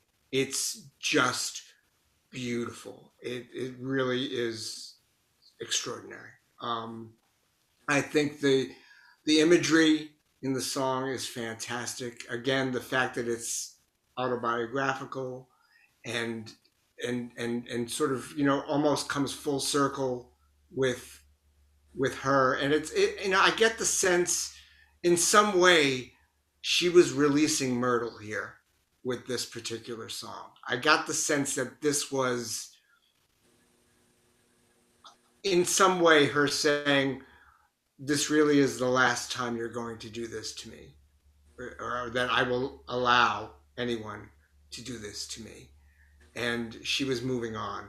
And I think that there's a growth in this song personally for her as well. It's a beautiful piece. It is a wonderful, wonderful song. I love it. That's everything I have to say. I think there's definitely a coming to a new understanding of things within this song, and truer words were never spoken than love takes so much courage, love takes so much shit. I mean, that's just pure Joni and pure brilliance. All right, Mark, and then Dave and Robin.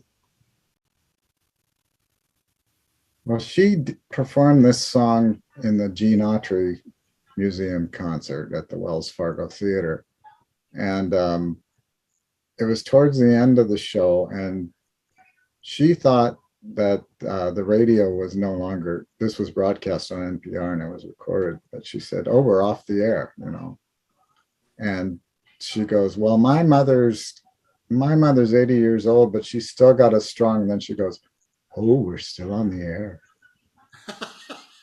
Oh, have I got my boot in my mouth? So, but I remember that because when you talked about she's come to some kind of a new realization, she's giving herself permission. Happiness is the best facelift, and there should be no restrictions or punishment for expressing joy physically with another human being. And she's come to that realization. And at this point of my life, I had pretty much made up my mind that I was never going to be in love again or be loved by anybody again. But when I got to this point in my life, I don't remember if Travis had showed up on the scene yet or not, but I finally decided and gave myself permission and said, okay, I deserve it. I can love. I will be loved again, and I will be in a relationship. So, because happiness is the best facelift. Anyway, I love the song. It's beautiful. And that's all I'm going to say about it. And in a way, doesn't it almost feel like all the emotions that she explored and all the roads that she explored all kind of led to this place, into this realization? All right, Dave and Robin. I think her relationship with her mom is more explored more deeply in this song than it, back in For the Roses, it was just Mama, she believes in cleaning. She don't like my kick pleat skirt. It was all just her mom being down on her, and there's some of that here too. But the way Joni speaks to her, at least in the character, is quite tender. Open up your gifts. It's very calm. It's very Canadian. It's very polite. There's no kind of apparent anger towards her mother. It's just like, we need to get along here. No more fighting. Yeah, it's like the fight is over. She's not being chastised 25, 30 years earlier as a young woman. Now she's a mature woman herself, and it just makes no sense to be given grief. But instead of being angry towards her mother, she's quite tender in the reported speech, and that, I think, that's powerful. And how many of us have had issues with our mothers, and so I think there's a lot of us. She was my best friend last week. A lot of us can relate to the complex tensions and stuff that are in there, and she explores it very well. It's not, she doesn't oversimplify it, and I think I gotta say, open up your gifts, is the most Canadian thing I've ever heard. Yeah. Yeah. If Mama was here today, she would still talk to me like I was 21 years old, or if I was 17 or 4. She would still say the same things, but I give anything to share a martini with her right now and have her say those things and have me be tender towards her and appreciate the fact that she still cares and that she's still Ruth Paz. Mm. Thanks, Joni. Thank you, Joni. Yeah, 2 years ago, my mom kept looking at my stomach. So, how's your weight doing? And I told her not to do that. So now she says, "You look good. You look." Oh, moms. Okay, and when she played this song out the first couple of years, she had the full title of "Happiness is the Best Facelift," right? And then just shrunk it down to Facelift by the time the album came out. Right. Does anyone else have anything else to say about this beautiful song? I love the snap out of it. Yeah. I feel there's just some very, very Joni moments on this album. And it's interesting that we have yet another For the Roses connection with the exploration of Myrtle. which, you know, Myrtle does come up here and there, but those were two major times in her discography. Well, that line about you've seen too many movies, girl, snap out of it. Is she saying don't take yourself so seriously, or I've never quite been sure exactly what Myrtle was supposedly saying there when she said you've seen too many movies, Joni, snap out of it. I always felt that Joni was kind of being giddy in love, and Myrtle was saying, like, you're too grown to be this much in love. You know better. That sounds like leftovers from when she was in her teens and when she was, you know, in pigtails and going to the movies and chewing gum and sock hops and all that stuff in the back of Ray's dad's Cadillac. Yeah. Whoa. Gosh, what a journey this Joni Mitchell exploration is. But you also get the sense that the stuff that she's talking about when she's in teenage years, you know, is kind of superficial. It's not, Yeah. you know, I mean, it's character building perhaps, and you know, in her mother's eyes. But man, the stuff she gets into later on, like in this song here about, you know, yes, she introduced us, but she regrets that now. She's making me feel tawdry, cheap, dirty. You know, it's so much more hurtful and you know, deeper. It's vulnerable in a way that, you know, the old stuff just was kind of annoying. You know, Okay. it was her parents' job. This is not her job. This is somebody I'm trying to reach out to you. We don't need to do this. We could do better. You know, and there's really a beauty. There's two adults sort of trying to have a conversation here that, you know, that want a relationship with each other, and it's beautiful. It's beautiful. Even though it's admonishing, it's still beautiful. All right. Any other thoughts on Facelift before we are almost done with Joni Mitchell 90s? Isn't that terrible? How sad.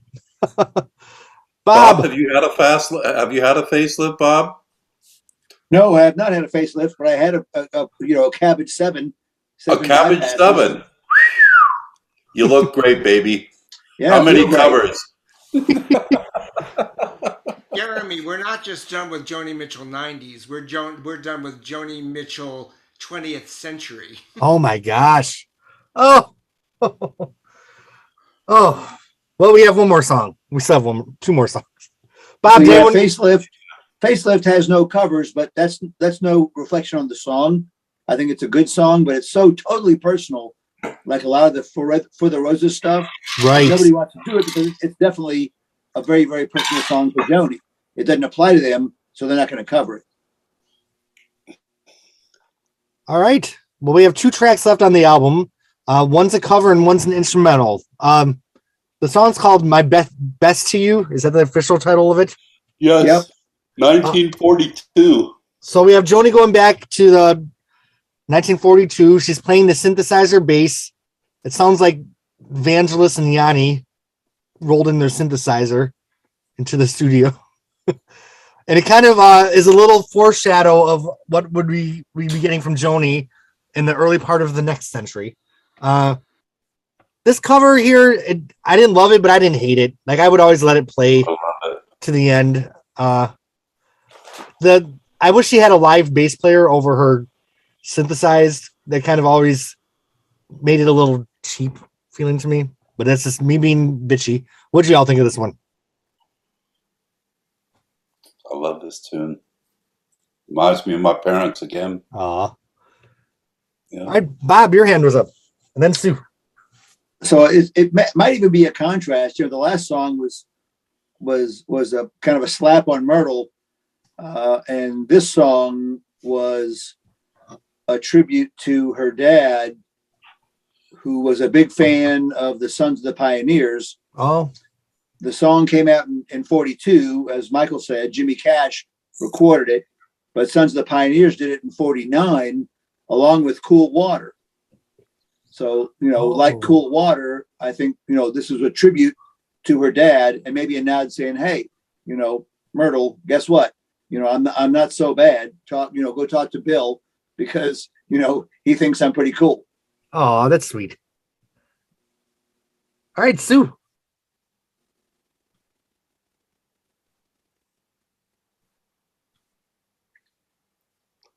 Unmute.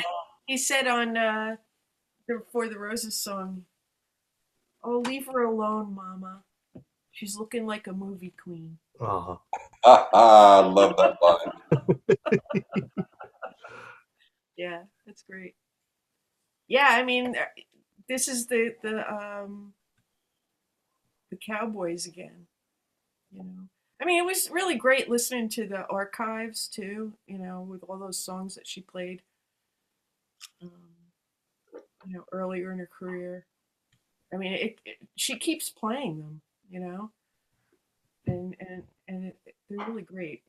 Cool Water. There were a bunch of what was that one? The Old Coat that she sent. That song was so great. I mean, some of Put on your old coat. Yeah, those songs are so great. I mean, they're written so well. Yeah, I really loved that version of that song that she. Did that end up on the archives? Archives, yeah, I think so. Yeah, I think it was on there. Yeah, it was a great song. But yeah, I you- really like the song too. Did you ever get the vinyl, Sue? No, I didn't get the vinyls. I'm But, gonna send it to you tomorrow. Really? Oh my Yep. god! Oh. Can I just say that he's not here right now, but Ruben sent me this beautiful box set of Suzanne Vega vinyls. Oh, nice. Oh, the close-up series. Yeah. Oh, isn't that good? Yeah. Well, I haven't really listened to it yet because it just came the other day. But I mean, you guys are so generous. It's so beautiful. Well, if it weren't for you, I wouldn't be playing a lot of these songs. I love you. That's great. All right, I guess I'm done talking about Cowboys. Well, while I'm looking for something down in my records, does anyone else have any other thoughts on this song? I Just seem go to ahead. remember an interview or something where she was talking about this. She was playing, I guess, some songs of the Pioneers, and this song came on, and she said there was something about it that she just, at first, she did not want to hear. And she went outside the house to try and get away from it, but she couldn't. And ultimately, she decided that she was going to put it on this record. Now, I that could have been something else. I don't know. But I do remember some song that she said that about. I do feel like it's a good closer for the album. Like, it definitely works. Not only that, not only is it a good closer for the album, but Roy Rogers used to sign off his, TV program with "Happy Trails to You." Right. This is kind of close, and don't forget, she was pissed and she was leaving, and this was going to be her swan song. So it was you that said that. Yep. She was closing this off with "My Best to You." See you later. This is my ass as it goes out the door. Okay, that makes me like it even more in that context. A little subtext. All right. Any other thoughts on this one? All right. Well, when Joni Mitchell was mixing the album, for some reason she heard an instrumental version of Taming the Tiger. Okay, and I know the background for this one. Yes, please do. So Chris is going to lead us out of the 20th century Joni Mitchell with a live version of Tiger Bones. Please tell the story. Lauren was hanging out in the studio with her boyfriend, and Joni was, I guess, bemoaning the fact she still was missing a track. She needed one more track for the album, which kind of I don't understand because I think the album is fairly a good length, even ending it right here. And I don't know why, but before this bonus track shows up, there's 30 seconds of pause. Dave, do you have any idea why they would master it that way? That was a thing in the 90s. It was. And 30 seconds is conservative. There's stuff that's there. I think it's like 33 or 34. More. It's long. It's crazy. I mean, conceptually, I sort of get it where, the album is from here to here, but here's a song that doesn't fit in with the playlist, but we're going to give it to you anyway, and we'll call it a bonus track so you feel like you're getting something more. But of course, it's nobody wants to wait 30 or 40, 50 seconds for a track, and now that the format has changed, everything is file based anyway, so the whole concept is meaningless. Right. I remember something from the 90s, and I can't remember what it was, but he actually had to fast forward like 18 minutes to get to something. I don't remember what it was. Of Joni? No, it wasn't Joni. It was something like grunge. I can't remember Very what it was. gimmicky stuff. Yeah. And I I must feel something like that too. I did put a hidden track on my Romantico album, and I put 3 Minutes of Silence back in 2003. Well, it's like when you're listening to vinyl, you know, you've got to get up every 22 minutes or whatever it is and turn the thing over. But if you're listening to a CD and the CD ends and you're doing something, and then all of a sudden, you know, like 5 minutes later, another song comes up and you go, you know, it gets your attention. So I know a bunch of albums where it does that, and it's like, you know, It was just in vogue for a few years, but yeah. I always thought it was a terrible idea. James Taylor did it too on one of his records. Hourglass. Yeah. But Which one of James's? Hourglass. Hourglass. I just want to mention that the song that was my bonus track was called Bill I Will, and I didn't want Bill's girlfriend to know about it, so that's why I had it as a bonus track. It's a terrible song on top of all that. So it had nothing to do with the fifth dimension? You know that song? Yeah, Laura Nero. Oh, I do remember that one. Wedding Bell Blues. That's a Laura Nero song. Yeah. Whoa. Yep. To continue the story, though. Oh, yes. Kaloran and her boyfriend are in the studio, and she's, you know, saying, "Gee, I still need to come up with another track." And I don't know. They were listening through, or they were in the process of mixing "Taming the Tiger," and he said, and they at some point they were just listening through the basic track, the guitar track, and the boyfriend said, "Why not just use that? It's beautiful." And I think she probably did do a little bit of sweetening to it. It's not quite as thick as the vocal track version of it, Right. But there's less keyboards and stuff like that. But it's still, it's got its own sort of quiet, charm to it. But I'm gonna try to play it. But when I plug this thing in, just before I do that. Do you want me to pause and do a sound check? I do, but I have a question for Mike Paz, which is whether or not. Oh, you can pause it now. Okay, we have Chris Coquero here. I can't talk, it's late. With the version, he's going to lead us out of Joni Mitchell 20th Century with a rendition of Tiger Bones.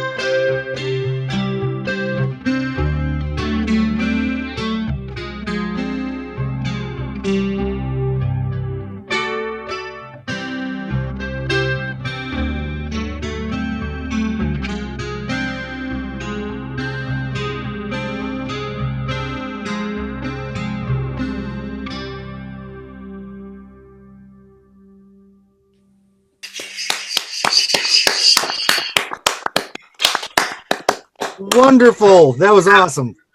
I don't know what happened on that first verse, though. It sounded perfect to me. We call it a Joniism. Joniasm. Works. So, Taming the Tiger, an album where I feel Joni Mitchell found a new level of comfort within herself. She definitely, in some ways, gave a fuck a little bit less and just said whatever she wanted in a little bit of a new level. Did she ever find love again after Donald Freed in that way? Not to my knowledge, right? But who knows? And maybe she will again. All right. So let's go around the circle. Taming the Tiger on a scale of 1 to 10. Chris, you're first. Ooh. Okay, hold on. I gotta see everyone's faces for this. Okay. Scale of 1 to 10. 8.5. Okay. Robin and Dave. An 8. I'd give it a 7, but quite a bit because of Greg Lease.